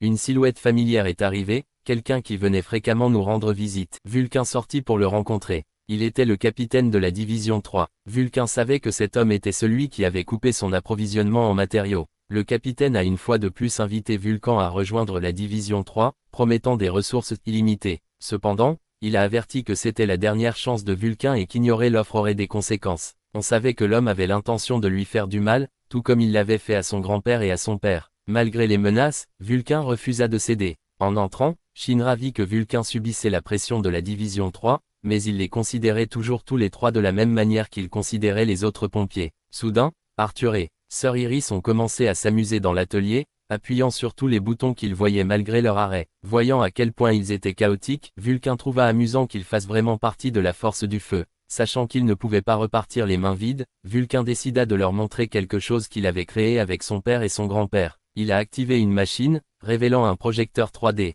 Il voulait leur montrer les créatures anciennes de la Terre, ainsi que celles du présent. Son rêve était de développer une technologie capable de restaurer des espèces éteintes. En entendant cela, Shinra a immédiatement su que Vulcain était la personne parfaite pour la division 8. Il a invité Vulcain à au moins rencontrer le capitaine Obey, mais Vulcain a catégoriquement refusé et s'est éloigné. Shinra a ensuite demandé à Lisa comment elle était arrivée à vivre avec Vulcain. Elle a expliqué qu'elle avait perdu sa famille à cause des infernaux et qu'elle avait été envoyée dans un couvent, mais qu'elle s'était finalement enfuie, se réfugiant dans la casse jusqu'à ce que Vulcain la recueille. Les tombes à proximité appartenaient au père et au grand-père de Vulcain. Le grand-père de Vulcain avait deux disciples, son fils et le capitaine de la division 3. Cependant, pour des raisons inconnues, le grand-père et le père de Vulcain sont décédés. Alors que le capitaine a rejoint les forces de feu et s'est aligné avec le conglomérat industriel, la famille de Vulcain avait depuis longtemps une rancune contre le conglomérat, mais personne ne connaissait tous les détails. Après avoir appris tout ce qu'ils pouvaient, ils retournèrent à l'intérieur. Soudain,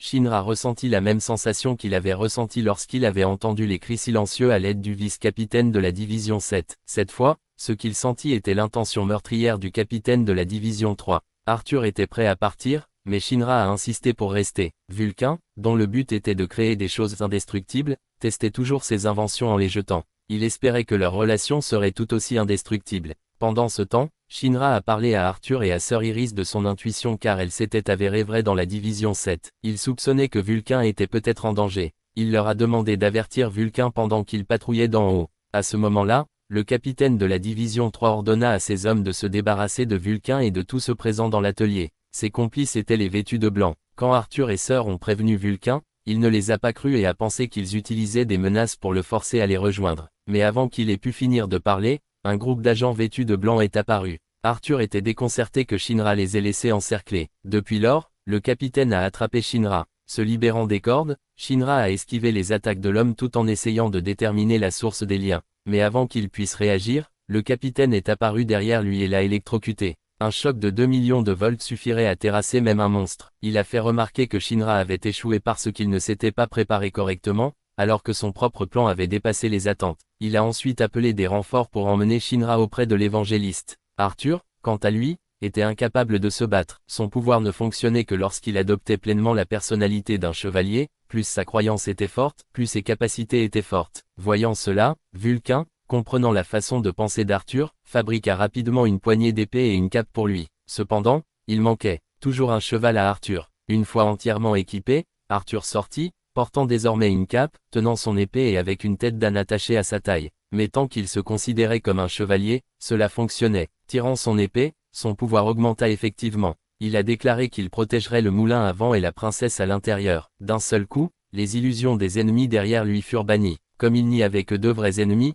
Arthur n'était pas inquiet. Le grand chargea avec une masse enflammée, mais Arthur le repoussa d'un seul coup. L'illusionniste a également attaqué, mais la contre-attaque d'Arthur a tout coupé. L'illusionniste révéla alors sa véritable forme, montrant à Arthur à quel point il avait l'air ridicule avec une tête d'âne. Cette prise de conscience a entraîné une diminution significative du pouvoir d'Arthur. Même sans l'âne, Arthur était enragé et déterminé à continuer à se battre. Pendant ce temps, Vulcain vous a demandé, à vous et à Lisa, de vous échapper, confiant leur sécurité à Sœur Iris. Bien qu'ils ne voulaient pas le laisser derrière eux, Vulcain refusait de les laisser être blessés à cause de lui. Il devait venger sa famille. Sa famille avait construit la centrale électrique d'Amaterasu et, malgré leur séparation, il croyait que leur lien resterait intact. Cependant, Lisa a soudainement révélé son vrai visage. Elle était en fait une agente des évangélistes envoyée pour trouver la clé d'Amaterasu.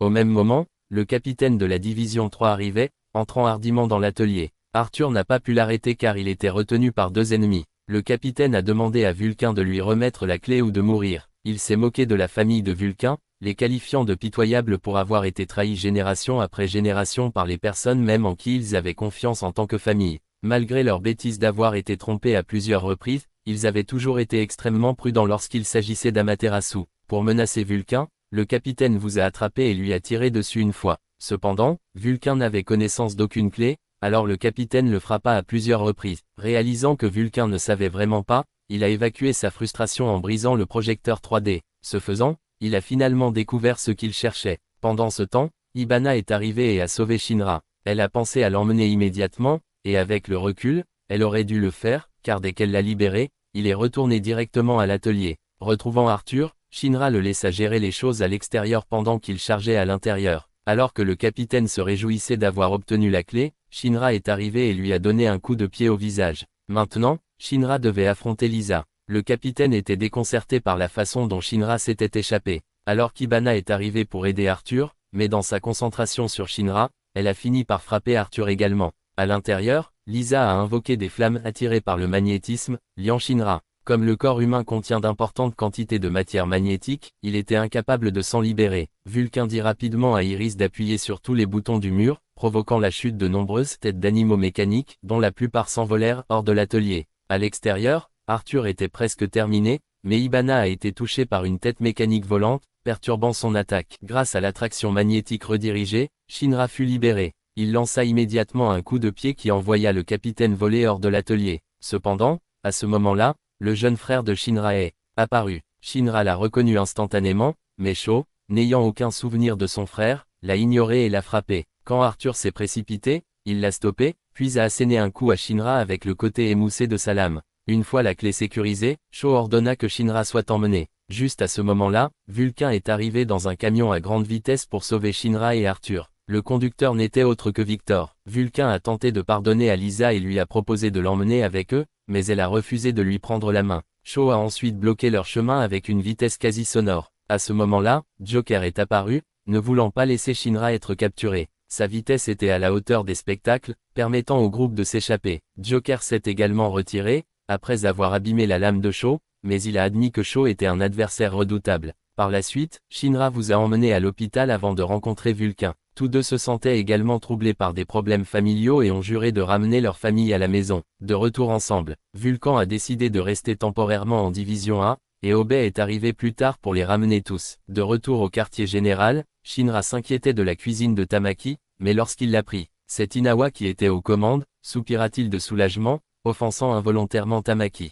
Pendant le dîner, Shinra et Arthur se sont disputés jusqu'à ce qu'Obey leur rappelle qu'ils avaient un invité. Tout le monde complimenta la cuisine d'Inawa, et les trois filles réalisèrent qu'elles perdaient face à lui en termes de féminité. Obey a rassuré Vulcain en lui disant qu'il pouvait prendre son temps pour décider s'il voulait se joindre à eux, promettant de le protéger quoi qu'il arrive. Il espérait que Vulcain ferait son choix avec un esprit clair. Le lendemain, Vulcain retourna à l'atelier avec Shinra et Arthur. Il s'est excusé auprès de son père et de son grand-père, affirmant qu'il romprait sa promesse en rejoignant les pompiers. Il est néanmoins resté fidèle à ses objectifs. Avec cela, Vulcain a officiellement rejoint la division et, apportant avec lui son penchant pour les décorations de crâne, qu'Obey aimait également. Quelques jours plus tard, l'ancien capitaine de Tamaki, Karam, s'est rendu au quartier général de la division et pour échanger des informations. Shinra s'est rendu compte qu'un affrontement avec la faction de la série était inévitable. Pendant ce temps, Arthur et Inawa appréciaient pleinement les gadgets de Vulcain, aux grandes dames de Maki. Ibana a ensuite confronté Obey au sujet du fait qu'Iris avait obligé Iris à servir du thé à leurs invités,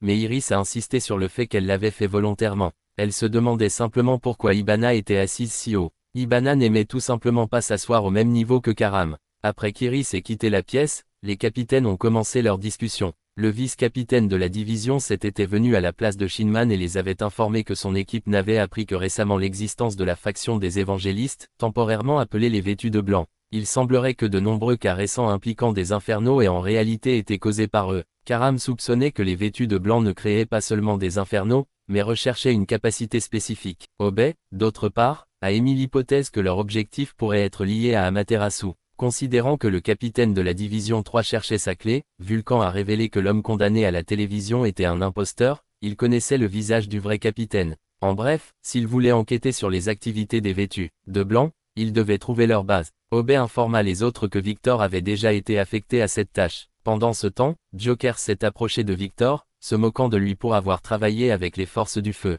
Ibana restait incertaine quant à la confiance à accorder à Victor, mais Obey a reconnu qu'il s'en sortait bien jusqu'à présent. La division 8 d'Obey se chargerait de localiser et d'infiltrer la base du White Clad, mais Ibana doutait que les recrues d'Obey soient fiables. Joker a accepté, déclarant que même si Victor trouvait l'emplacement du White Clad, la division 8 n'aurait aucune chance contre eux, surtout contre Shaw, dont le pouvoir était lié à l'évangéliste. Obey a admis que même si son équipe avait de grandes capacités, elle manquait d'expérience de combat réel. Le vice-capitaine de la division a ensuite mentionné que son équipe avait quelqu'un de très compétent au combat et a suggéré que les membres d'Obey pourraient s'entraîner avec eux. Joker a également demandé à Victor s'il avait trouvé un moyen d'améliorer les flammes de Shinra, ce à quoi Victor a répondu qu'il y travaillait toujours. Shinmin fut plus tard informé qu'il entraînerait quelques recrues. Il n'avait pas d'autre choix que d'accepter, car il devait encore une faveur à la division 8 d'Obey. Shinra et Arthur arrivèrent ensuite pour rencontrer Shinmin, qui leur enseigna leur première leçon, ne jamais baisser la garde, car l'insouciance dans un vrai combat pouvait signifier la mort. Pendant ce temps, Vulcain avait inventé une bombe magnétique extinctrice, qui semblait plaire à Obey.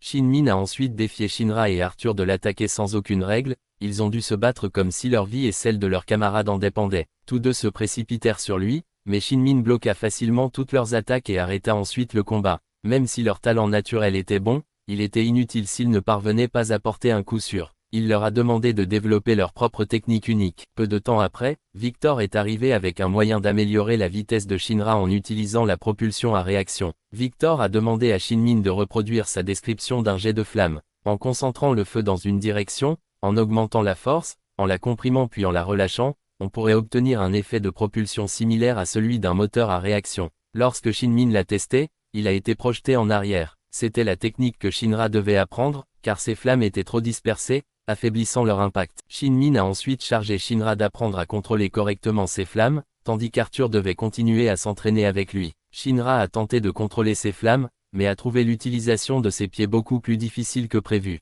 Il se demandait comment Shinmin avait maîtrisé ses propres techniques de flamme si facilement. Pendant ce temps, Maki jouait avec ses deux esprits du feu quand Inawa l'a réprimandé pour avoir joué avec le feu alors qu'elle était pompier. Cependant, Vulcain avait en fait demandé à Maki de les invoquer, car il venait de créer un appareil qui lui permettrait d'exploiter leur pouvoir comme carburant. Alors que Shinra continuait à s'entraîner, il continuait à faire des gestes maladroits des mains et des expressions faciales comme s'il était constipé. Shinmin le remarqua, mais avant qu'il ne puisse commenter, Arthur se jeta sur lui. Shinmin renversa rapidement Arthur et lui dit que s'il voulait lancer une attaque sournoise, il devait garder la bouche fermée et simplement frapper. Il est ensuite allé observer l'entraînement de Shinra, où Shin s'est demandé comment le positionnement des mains affectait le contrôle de la flamme. Shinmin a expliqué que dans sa jeunesse, il pratiquait un art martial où une position particulière des mains permettait à l'énergie de circuler dans ses jambes. Il a démontré la technique à Shinra, qui a ensuite repris son entraînement, tandis que Shinmin a continué à s'entraîner avec Arthur. Lorsque Shinra a tenté pour la première fois d'utiliser la nouvelle position des mains et la technique de flux d'énergie, il a presque réussi à décoller du sol et a pu sentir les flammes se comprimer sous ses pieds. Lors de sa tentative suivante, il se concentra plus intensément et fut soudainement propulsé directement dans les airs. Shinmin fut surpris mais réussit quand même à porter un coup à Arthur, le félicitant d'avoir enfin gardé la bouche fermée pendant l'attaque. La séance d'entraînement continua et le vice-capitaine de la division s'était heureux de voir Shinmin s'amuser puisqu'Arthur et Shinra étaient des combattants dignes de son temps. Ils s'entraînèrent jusqu'au soir, après quoi Shinmin mit un terme à leur journée. Il a exhorté Shinra à trouver bientôt un nom pour sa nouvelle technique. Cette nuit-là, le vice-capitaine a demandé à Shinmin ce qu'il pensait des deux recrues, et Shinmin a répondu qu'ils n'étaient encore que des enfants, nécessitant un entraînement plus strict. Pendant ce temps, Sho et les hommes vêtus de blanc avaient appris que les forces du feu avaient découvert leur emplacement. Plutôt que de fuir, ils ont choisi de rester et de se préparer au combat. En même temps, Shinra se remémorait son enfance, sa mère lui faisait peur en lui disant que les enfants mal élevés seraient emmenés dans un endroit terrifiant appelé Nether. Chaque fois qu'elle le mentionnait, Shinra se comportait immédiatement.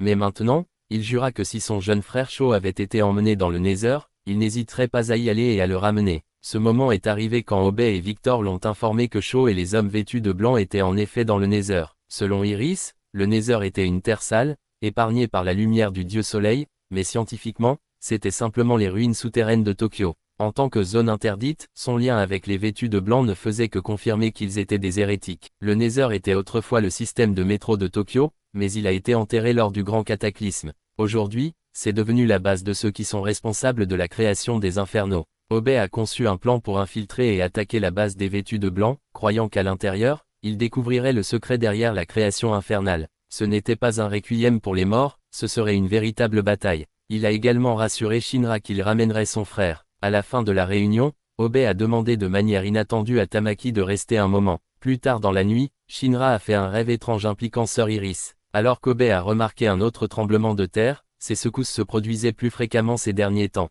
Le lendemain matin, toute la division partit pour le Nether. L'entrée n'était autorisée qu'avec l'approbation du temple Saint-Saül, et comme il limitait le nombre de personnes autorisées à entrer, seule la division 8 participerait à la mission. Iris a décrit le Nether comme un endroit terrifiant, ce qui a rendu Shinra encore plus anxieux. Avant d'entrer, Arthur a demandé si Shinra avait peur, ce à quoi il a répondu non pour sauver la face. Les deux filles trouvèrent l'endroit dérangeant, mais Vulcain était complètement imperturbable, étant déjà venu là-bas pour réparer les systèmes d'eau. Inawa a rappelé à tout le monde de rester concentré pour qu'Iris puisse réciter une prière. La porte s'ouvrit soudainement, mais c'était simplement Vulcain qui tirait le levier, aucune magie n'était impliquée. À l'intérieur, l'obscurité était écrasante, et même Obey hésitait à avancer, ce qui poussa Arthur à le pousser à l'intérieur. Inawa a demandé à Maki de lui fournir de la lumière, alors elle a invoqué ses deux esprits du feu. Obey a averti tout le monde de rester vigilant, car ils étaient sur le point d'entrer dans la base de l'évangéliste, où les secrets des infernaux étaient cachés. Les hommes vêtus de blanc avaient déjà anticipé leur arrivée et avaient tendu un piège. Soudain, l'équipe fut engloutie par un épais brouillard, les séparant un par un et les entraînant au loin. Iris s'accrocha à la main de Tamaki, mais réalisa alors qu'il y avait deux Tamaki qui couraient tous les deux vers Obey. Lorsque la brume s'est dissipée, seuls Obey et Vulcain sont restés. Sho, en apprenant que la division 8 avait été divisée, ordonna à Hero de s'engager dans la bataille et envoya son assassin le plus meurtrier, Incel, sur le champ de bataille. Pendant que cela se passait, Tamaki essayait de prouver à Iris qu'elle était la vraie et que l'autre était un imposteur. Le faux avait la voix d'un vieil homme et ne pouvait même pas former ses oreilles de chat enflammées caractéristiques. Cependant, ce n'est que lorsque Tamaki a trébuché et a perdu ses vêtements qu'Iris a été convaincue qu'elle était la vraie. L'imposteur s'est enfui et, peu de temps après, les deux hommes ont été confrontés à l'assaut le plus meurtrier de l'assassin vêtu de blanc. Pendant ce temps, Maki avait été séparée et s'était retrouvée dans un espace sombre et étrange, incertaine de ce qui se cachait dans l'ombre. Lorsqu'un groupe de membres vêtus de blanc est apparu, elle a été soulagée qu'il ne s'agisse pas de fantômes. Le chef était le même qui avait collaboré avec le capitaine de la division 3 et avait précédemment attaqué Vulcain.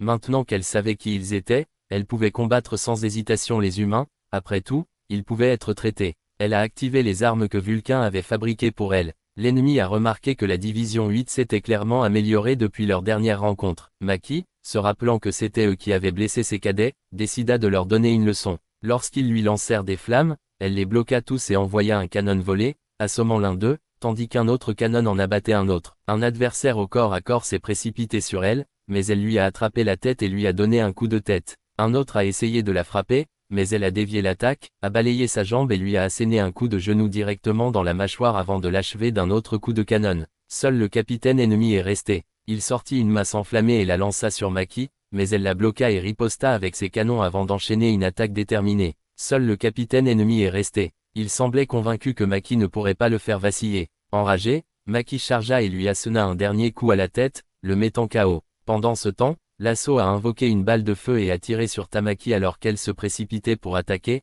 la touchant immédiatement. Réalisant qu'elle avait une résistance considérable aux flammes, il en invoqua encore plus. Voulant en finir rapidement, il avoua qu'il n'avait aucun intérêt à torturer les femmes. Tamaki se souvient que la nuit précédente, Obe lui avait clairement fait comprendre qu'elle n'était pas obligée de participer à cette mission. Mais en tant que fier membre de la division 8, elle avait choisi de venir quand même. Shinra avait entendu et lui avait dit que si elle avait besoin d'aide, elle pouvait l'appeler. Cependant, Tamaki se rappela qu'en tant que pompier, son devoir était de sauver les autres, et non d'être celle qui avait besoin d'être sauvée. Avec une détermination renouvelée, elle a libéré son pouvoir et s'est lancée à l'assaut. Impressionné par sa détermination, il décida de la prendre au sérieux et de combiner 2 balles de feu en un seul tir massif. Tamaki a réussi à dévier l'attaque, mais en trébuchant, elle s'est retrouvée dans une situation embarrassante. Déconcerté, il se figea un instant, permettant à Iris de saisir l'opportunité et de le frapper à la tête avec un tuyau en métal. Mais cela n'a pas suffi à le faire tomber, alors les deux hommes ont continué à le frapper à plusieurs reprises jusqu'à ce qu'il soit finalement assommé. Au même moment, Inawa avait également été séparé et fut soudainement attaqué, le forçant à se mettre à couvert derrière un pilier. Son adversaire était Haro, qui prétendait que les flammes de Shinra étaient suffisamment puissantes pour détruire toute l'humanité. Le nuage blanc était reconnaissant envers la division 8 de l'avoir amené ici. Inawa a exigé de connaître leurs intentions pour Shinra, mais Haro est resté silencieux. Pendant ce temps, Shinra était également isolé et recherchait ses coéquipiers lorsqu'il rencontra de manière inattendue Victor, qui était retenu en otage par un membre de White Cloud. Le ravisseur a essayé d'utiliser Victor comme levier, mais avant qu'il ne puisse réagir, Shinra a fait irruption et l'a repoussé d'un coup de pied. Les deux hommes ont alors remarqué que Inawa semblait être engagé dans une bataille à proximité et se sont rapidement précipités pour l'aider. Inawa, conscient que son emplacement avait été révélé, avait du mal à localiser Haro car l'intensité de ses flammes masquait sa position. Il savait qu'il devait se rapprocher s'il voulait avoir une chance de victoire. Il s'est déplacé dans un wagon voisin pour réduire la distance, mais Haro avait anticipé ce mouvement. Alors qu'il quittait son abri, elle a tiré une flèche enflammée qui a transpercé le train. Contraint de fuir une fois de plus, il émergea des décombres. Haro a déclaré qu'une fois sa proie dans sa ligne de mire, il n'y avait plus d'échappatoire. Cependant, Inawa resta déterminé, il ne livrerait jamais Shinra à ceux qui n'avaient aucun respect pour la vie humaine. Cependant, Haro a affirmé que le changement qu'il recherchait n'avait pas besoin de choses comme les émotions. Elle affirmait que ceux qui suivaient les voies du monde étaient simplement des imbéciles, car seuls les idéaux des évangélistes comptaient. Inawa a admis que, dans ce monde, les émotions pouvaient parfois être tout aussi dénuées de sens, car les gens accomplissaient simplement leurs devoirs, ignorant leurs sentiments pour devenir des rouages de la machine de la société. Ce serait certes plus facile, mais malgré cela, il refusait de remettre ses subordonnés à des gens comme eux. C'était maintenant le moment pour lui de libérer ses émotions. Il a révélé son arme secrète, des canons de fusil équipés de balles à haute puissance. En un seul tir, sa puissance de feu équivalait à celle d'un char. Cependant, les canons des fusils se cassaient après chaque tir, l'obligeant à les remplacer continuellement. Deux membres vêtus de blanc qui rôdaient à proximité observaient, attendant une occasion de frapper quand Inawa a montré une ouverture. Mais ils ont vite compris qu'intervenir maintenant ne serait pas différent de se tenir entre deux chars engagés dans un échange de tirs. Inawa fut bientôt époustouflé, incertain de l'état d'Haro de l'autre côté. Elle avait commencé à s'élever, alors que Inawa était déjà à sa limite physique. Mais il ne pouvait pas abandonner sans lui, qui d'autre pourrait garder sous. Contrôle les subordonnés indisciplinés d'Obey. Il se força à se lever et tira un dernier coup au moment exact où Haro lâcha sa flèche. Sa balle a absorbé les flammes de son tir, accélérant sa vitesse et finissant par la frapper. Épuisé, il s'affala pour se reposer. Les deux membres vêtus de blanc qui se cachaient se sont finalement révélés, déterminés à l'achever. Cependant, Inawa a tiré une balle vers le plafond. Il pensait qu'il avait raté sa cible, mais en réalité, il avait touché quelque chose. Arthur apparut alors, après avoir tout observé d'en haut. Il reconnut l'un des ennemis comme quelqu'un qui avait déjà été dans l'atelier de Vulcain et décida de régler les choses une fois pour toutes. Arthur prit position tandis que l'autre ennemi créait de nombreuses illusions pour le tromper. Pourtant, Arthur resta calme, imperturbable face aux illusions puisqu'elles ne pouvaient pas causer de réels dommages. Shinmin et son lieutenant avaient un jour appris à Arthur à détecter le souffle d'un adversaire pendant la bataille. Grâce à ses capacités d'observation exceptionnelles, il pouvait détecter même les plus infimes mouvements. Tout comme Shinmin l'avait enseigné, lorsque quelqu'un attaque, son souffle change par rapport à celui d'un coup ordinaire. Ainsi, même lorsque les illusions attaquèrent, Arthur resta immobile, maintenant sa position. Au moment où il sentit le souffle distinct, il balança instantanément son épée, coupant l'air. Inawa a supposé qu'Arthur avait frappé simplement parce qu'il avait expiré, mais en réalité, l'illusionniste, qui s'était caché derrière un pilier, s'est soudainement effondré. Arthur avait déduit que la véritable intention de l'ennemi était d'éliminer Inawa, pas lui. Inawa était complètement déconcerté, tandis qu'Arthur remarqua que l'ennemi restant avait déjà fui. Arthur a ensuite aidé Inawa à se relever, le guidant pour retrouver les autres. Pendant ce temps, Tamaki et Iris avaient heureusement réussi à retrouver Machi. Au même moment, Obey et Vulcan détectèrent des signes de vie devant eux, se retrouvant bientôt face à face avec deux personnages, Lisa et le capitaine de la division 3. Lisa avait été emmenée en tenue blanche et suivait désormais les ordres. Il était furieux que Vulcain soit redevenu pompier, mais il l'avait fait juste pour la revoir. Cependant, le capitaine de la division 3 n'a pas perdu de temps pour manipuler l'esprit de Lisa, alimentant son pouvoir et la faisant attaquer les deux. Obey a lancé une bombe magnétique pour repousser Lisa, déclarant que les adultes avaient le devoir de guider la jeune génération pour ne pas exploiter la gratitude et l'utiliser comme coercition. Le capitaine de la division 3 a ignoré les paroles d'Obey, affirmant qu'il n'avait plus besoin d'être pompier. L'évangéliste lui avait révélé la vérité du monde, pourquoi les infernaux apparaissaient et attaquaient, et la réalité des flammes apocalyptiques que Shinra tenait en lui. Obey a refusé de devenir comme lui et est entré en mode combat. Cependant, lui et Vulcain furent rapidement attrapés par les bêtes de feu de Lisa. Le capitaine de la division 3 s'est moqué, affirmant que des individus comme eux n'avaient aucune chance contre Lisa. Elle aussi avait été autrefois un humain ordinaire, mais il l'avait exposée à un insecte infernal, éveillant ses capacités. Ce pouvoir, affirmait-il,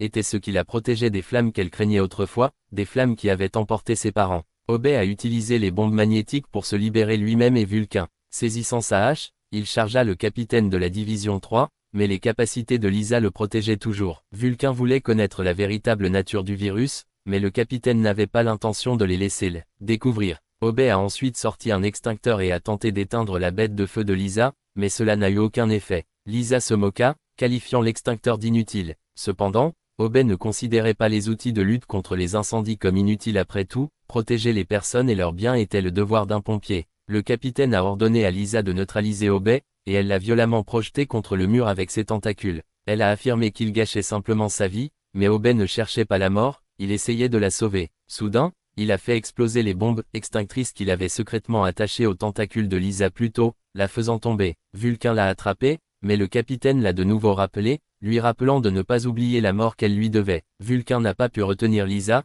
et le capitaine l'a prise en otage pour les menacer tous les deux. Il a ordonné à Vulcain de tirer sur Obey. S'il le faisait, Lisa serait libérée, sinon, elle serait en danger. Sous une pression immense, Vulcain a été contraint d'appuyer sur la gâchette. Fidèle à sa parole, le capitaine a libéré Lisa. Cependant, Obey surgit soudainement et tira une voie ferrée, séparant le capitaine de Lisa. Le capitaine était déconcerté par le fait que l'équipement de pompier n'était pas par balle, alors comment Obey était-il encore en vie? Obey avait prévu de garder cela secret, mais Vulcain a révélé qu'il avait amélioré les combinaisons de lutte contre les incendies de l'équipe. En tant que mécanicien, il ne laisserait jamais son capitaine partir au combat sans être préparé. Le capitaine resta imperturbable, impatient de voir ce qu'il pouvait faire. Il a dévoilé une série de machines, mais Vulcain, portant désormais un casque de pingouin, a chargé en avant et les a écrasés. Obey s'engagea rapidement dans la bataille, donnant à Vulcain la chance d'emmener Lisa. Il s'est demandé pourquoi quelqu'un qui avait été pompier était tombé si bas, plaçant sa foi dans l'évangéliste. Le capitaine affirmait que les humains n'étaient que du carburant pour la planète. Le cycle sans fin de combustion et de consommation des êtres humains pour produire de l'énergie était tout simplement l'ordre naturel. Cependant, Obey a rétorqué que les infernaux et les insectes étaient des créations artificielles. Le capitaine a rejeté cette hypothèse, affirmant que le terme artificiel ne s'appliquait pas à un être aussi transcendant que l'évangéliste. Obey a rétorqué que l'évangéliste n'était rien d'autre qu'une idole adorée par des racailles comme lui. Le capitaine a cependant répliqué en soulignant que l'église de Saül faisait la même chose, offrant des prières à une divinité dont l'existence était incertaine. Il a ricané en disant que les gens ordinaires comme Obey ne comprendraient jamais la véritable nature de l'évangéliste. Pendant ce temps, Shinra vit soudainement d'étranges visions et un démon menaçant s'approcher de lui et le toucher. Il vit alors des images de lui-même et d'enfants ainsi qu'une main mystérieuse s'étendant vers eux. Revenant à la réalité, il remarqua des empreintes de pas menant vers quelque chose que Victor ne pouvait pas voir. Le capitaine de la division 3 a expliqué que les capacités extraordinaires de Shinra commençaient à résonner avec le phénomène. Il révéla à Obey que les flammes de Shinra se situaient au-dessus de toutes les autres flammes,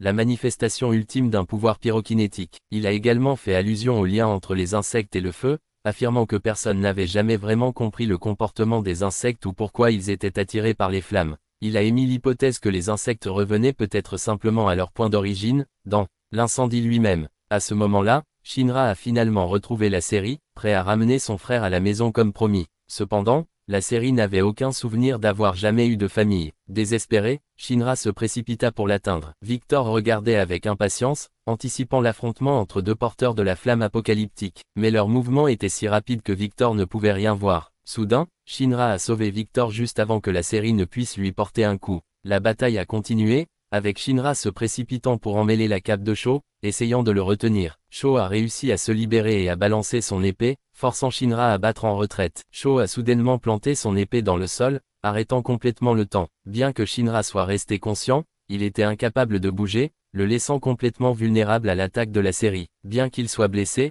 Shinra se force à se lever. Pendant ce temps, le groupe de Maki s'approchait de l'emplacement d'Obey, incitant le capitaine de la division 3 à partir, car son rôle était simplement de s'assurer que Shinra affronte le spectacle seul. Avant de partir, il a révélé que le lavage de cerveau de Lisa était incassable, le comparant à une malédiction qui se liait à l'âme humaine. Sho a déclaré que Shinra ne pourrait jamais le rattraper, car il existait dans un espace totalement différent de Shinra. Ne voulant pas accepter cela, Shinra chargea en avant, seulement pour être à nouveau figé dans le temps et frappé avec le dos de la lame de Sho. Victor, observant la bataille, réalisa quelque chose sur la capacité de Sho et exhorta Shinra à battre en retraite, avertissant qu'il ne pouvait pas gagner. Shinra ne comprenait pas l'astuce derrière le pouvoir de Sho, mais Sho insistait sur le fait que même s'il l'expliquait, Shinra ne le comprendrait pas. Soudain, leurs capacités ont résonné et ils ont été entraînés dans une dimension différente. L'histoire a ensuite révélé un élément crucial de l'histoire, l'humanité avait autrefois englouti la planète entière dans les flammes, réduisant la civilisation en cendres. Cet événement cataclysmique fut connu sous le nom de Grand Cataclysme.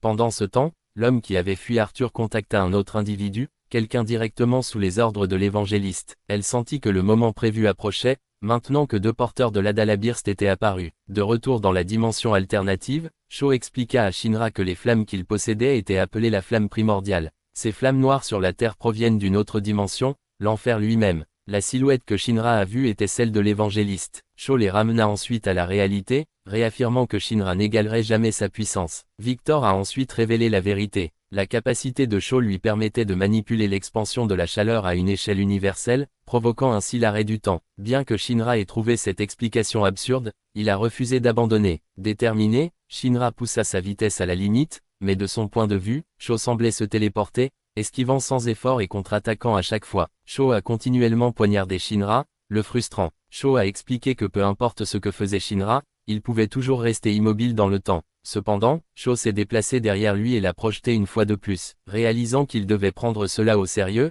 Shinra ajusta ses capacités et, d'une manière ou d'une autre, réussit à porter un coup à Sho. Cela confirmait ses soupçons selon lesquels son pouvoir était égal à celui de Sho. Si les capacités de Sho ont été bénies par l'évangéliste, alors, celles de Shinra l'ont été également. Shinra a tenté de reproduire son succès précédent, mais il lui manquait encore une maîtrise complète des mécanismes. Sho, ne voulant pas laisser Shinra saisir la technique, attaqua sans relâche, finissant par délivrer une entaille dévastatrice à travers le corps de Shinra. Malgré ses blessures, Shinra a riposté, mais Sho ne pouvait pas comprendre pourquoi il était si obsédé par leur supposé lien de sang. Shinra a expliqué que même s'il pouvait sembler être un étranger pour Sho, Sho signifiait tout pour lui. Depuis l'incendie qui les avait séparés, il souhaitait revoir son frère et sa mère. Maintenant que l'occasion s'était présentée, il refusait de perdre Shaw une fois de plus. Il a rappelé les encouragements et le soutien de ses coéquipiers, tous convaincus qu'il devait sauver son frère et qu'il l'aiderait si nécessaire. Fort de cette longue force émotionnelle, Shinra chargea à nouveau vers Shaw. Le spectacle a arrêté le temps comme d'habitude, mais cette fois, Shinra a mystérieusement disparu de la réalité. Shaw n'avait aucune idée de l'endroit où il était allé. Incapable de maintenir cette capacité trop longtemps, Shaw reprit le cours du temps, mais Shinra s'écrasa soudainement contre un pilier, incapable de contrôler sa vitesse. Déconcerté, Shinra n'avait aucune idée de comment il avait réussi un tel exploit. Victor, cependant, a réalisé la vérité. Shinra s'était déplacé si vite qu'il s'était désintégré au niveau atomique. Le problème maintenant était de savoir comment il avait réussi à revenir après s'être séparé. Victor n'avait aucune idée de qui était vraiment l'évangéliste ou de la façon dont il pouvait lui accorder des capacités aussi écrasantes. Soudain, Shinra bougea à nouveau, s'écrasant contre un mur avant même que Shaw ne puisse enregistrer son mouvement. Victor s'est rendu compte que Shinra avait dépassé la vitesse de la lumière, mais s'il continuait à abuser de ce pouvoir, cela pourrait créer un trou noir et détruire tout le pays. Cependant, au lieu d'avertir Shinra, Victor a choisi d'observer et de voir comment les choses se déroulaient. Shaw a tenté d'arrêter le temps avant que Shinra ne puisse bouger, mais Shinra a quand même réussi à lui porter un coup. Shaw était seulement stupéfait d'apprendre qu'il était censé être capable de se déplacer dans le temps figé, car il avait été béni par l'évangéliste. Shinra a émis l'hypothèse qu'en se synchronisant avec Shaw,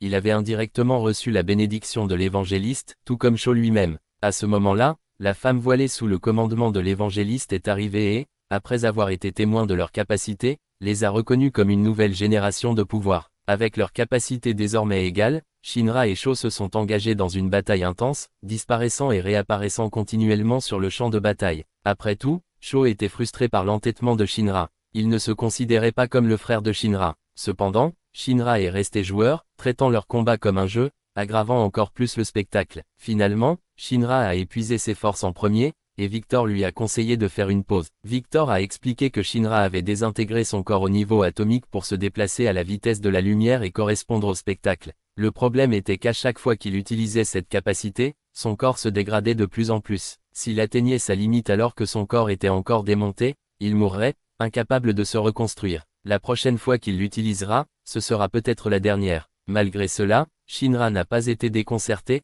il a refusé d'abandonner Shaw, estimant qu'il ne mériterait pas d'être appelé frère aîné. S'il le faisait, Shaw a bloqué une autre frappe et a constaté que Shinra était incroyablement persistant. Pendant ce temps, les images de l'esprit de Shinra ont commencé à affluer dans la conscience de Shaw, le mettant mal à l'aise. Mais Shinra a refusé d'abandonner jusqu'à ce que Shaw revienne vraiment à lui. Au fur et à mesure que de plus en plus de souvenirs de Shinra étaient transférés dans Shaw, il a eu un aperçu du passé douloureux de Shinra, de la façon dont il avait été ostracisé à l'école après avoir perdu sa mère et son frère, de la façon dont il avait développé une habitude incontrôlable de sourire maladroitement sous la pression, et de la façon dont les gens l'avaient qualifié de démon. Pourtant, en vérité, Shinra chassait le vrai démon, celui responsable de l'incendie qui a détruit leur maison. Cependant, Shaw a rejeté l'idée qu'il était le frère de Shinra. Cependant, les souvenirs ont continué. Shaw se vit sauvé du feu par l'évangéliste et la femme voilée, Amiya. Puis, ses souvenirs remontèrent encore plus loin, jusqu'à sa vie avant l'incendie. Il vit sa mère et son frère, tous les trois vivant heureux ensemble.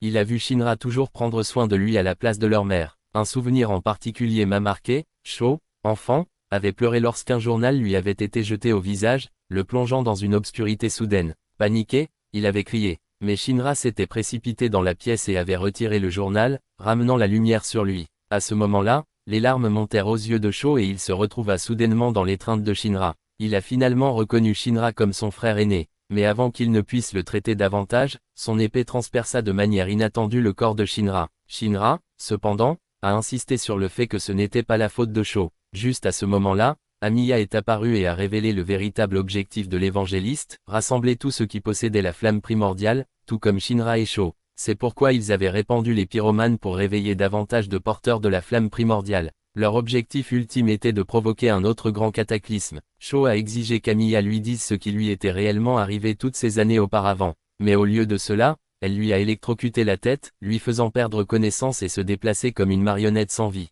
Elle a ensuite tenté d'emmener Shinra avec elle, mais ses coéquipiers sont arrivés juste à temps pour l'en empêcher. Arthur encouragea Shinra à continuer à se battre, affirmant que lui seul avait le droit de l'affronter sérieusement. Amiya a essayé d'attaquer Arthur avec de l'électricité, mais ses capacités semblaient n'avoir aucun effet sur lui. Son allié l'a exhorté à battre en retraite, mais elle a insisté pour éliminer d'abord toute l'équipe. Juste à ce moment-là, les 2 projectiles du canon de Maki volèrent vers elle, mais ils s'arrêtèrent en plein vol, et même les balles tirées sur elle ne parvinrent pas à la toucher. Amiya était de plus en plus frustrée alors qu'Arthur continuait à annuler ses capacités. Selon elle, Arthur a émis une forme d'énergie gamma qui a perturbé son électricité, l'empêchant de se connecter au système nerveux des autres. Profitant de cela, l'équipe a réussi à distraire Amiya et à sauver Shinra. Cependant, le tunnel étant sur le point de s'effondrer, il n'avait d'autre choix que de battre en retraite. Bien que Shinra ait été profondément déçu de ne pas avoir réussi à récupérer Sho, l'équipe a donné la priorité à le mettre en sécurité. Bien qu'ils s'en soient sortis indemnes, les tremblements continuaient de gronder sous eux. Ils transportèrent rapidement Shinra à la base de la division 6, où ils rencontrèrent le capitaine Huang, un médecin. Elle s'enquit de la récente enquête d'Obey dans le Nether, et il expliqua qu'ils avaient découvert le plan du vêtu de blanc et de l'évangéliste qui répandait des punaises de feu pour créer plus d'infernaux, tous à la recherche de porteurs de la burst pour provoquer la destruction du monde. Obey a ensuite supplié Huang de faire tout ce qui était en son pouvoir pour sauver Shinra. Elle a toutefois prévenu que même s'il survivait, il pourrait souffrir de séquelles permanentes. Néanmoins, elle était déterminée à préserver la burst pour la force de feu et à sauver le camarade d'Obey. Dans la salle d'opération, une fois l'épée extraite de Shinra, Huang a utilisé ses capacités pour invoquer un serpent et la guider dans son corps. Le serpent faciliterait sa guérison, mais en fin de compte, sa survie dépendait de sa propre volonté. Pendant ce temps, Arthur posait des questions sur les autres et Tamaki expliquait que leur lieutenant recevait des soins médicaux. Victor était parti enquêter sur quelque chose, et Vulcan restait avec Lisa. Victor trouvait étrange que la division VI fonctionne comme un hôpital, mais Tamaki a précisé que, tout comme la division I était liée à la fois aux pompiers et à l'église, la division VI était la seule unité dotée de capacités de guérison, faisant ainsi office d'établissement médical. Huang a réussi à stabiliser Shinra, même s'il lui faudrait plusieurs jours pour récupérer complètement et reprendre conscience. Lorsqu'il s'est finalement réveillé dans un lit d'hôpital, il était découragé par le retour de l'émission sur l'évangéliste. À ce moment-là, l'ancien capitaine de la division E. Burns est arrivé et a invité Shinra à sortir pour une conversation sur l'incendie qui s'était produit chez lui 12 ans auparavant. Après avoir mangé, Shinra a écouté Burns révéler qu'il était celui qui avait sauvé Shinra de l'incendie 12 ans auparavant. Il s'est ensuite excusé d'avoir modifié le rapport officiel, ce qui avait conduit Shinra à être qualifié de méchant. Shinra lui a cependant demandé s'il savait que l'émission était toujours en cours et avait été reprise par l'évangéliste. Burns a admis qu'il l'avait fait, ce qui a rendu Shinra furieux, mais Burns s'est demandé comment Shinra, qui n'avait pas encore pleinement contrôlé son propre pouvoir, avait l'intention de sauver la série. Shinra, résolu, déclara que la prochaine fois qu'il affronterait Sho, il serait assez fort pour le sauver. Burns l'a alors mis au défi de prouver sa force en le battant au combat. Les détails de leur combat restèrent flous, mais quelque temps plus tard, Vulcan arriva pour récupérer Shinra. Il a exhorté Shinra à ne pas paraître si découragé devant Maki et Iris, car ils étaient profondément inquiets pour lui. Vulcan lui a également rappelé qu'il n'était pas seul. De retour à leur bas, Shinra retrouve Iris, suivi de Maki, qui regrette de ne pas pouvoir l'accueillir personnellement. En entrant dans le bureau, il salua Tamaki, Arthur et Victor. Inawa fut soulagé de le voir et lui tendit immédiatement une pile de rapports à compléter concernant leur mission précédente après avoir terminé sa rencontre avec Obey. Sous la direction d'Obey, Shinra a officiellement annoncé son retour dans l'équipe. Quant à son combat avec Burn, Shinra l'avait chargé à plusieurs reprises, mais Burns bloquait sans effort chaque attaque. Finalement, Burn, ému par la détermination de Shinra, libéra toute sa puissance, se transformant en une masse vivante d'énergie thermique qui repoussait implacablement Shinra. Frustré, Shinra se demanda pourquoi Burns lui dirait une partie de la vérité, seulement pour exiger qu'il prouve sa valeur avant d'entendre le reste. Bien qu'il fasse attention à ne pas manquer de respect à Burn, Shinra ne pouvait cacher son irritation.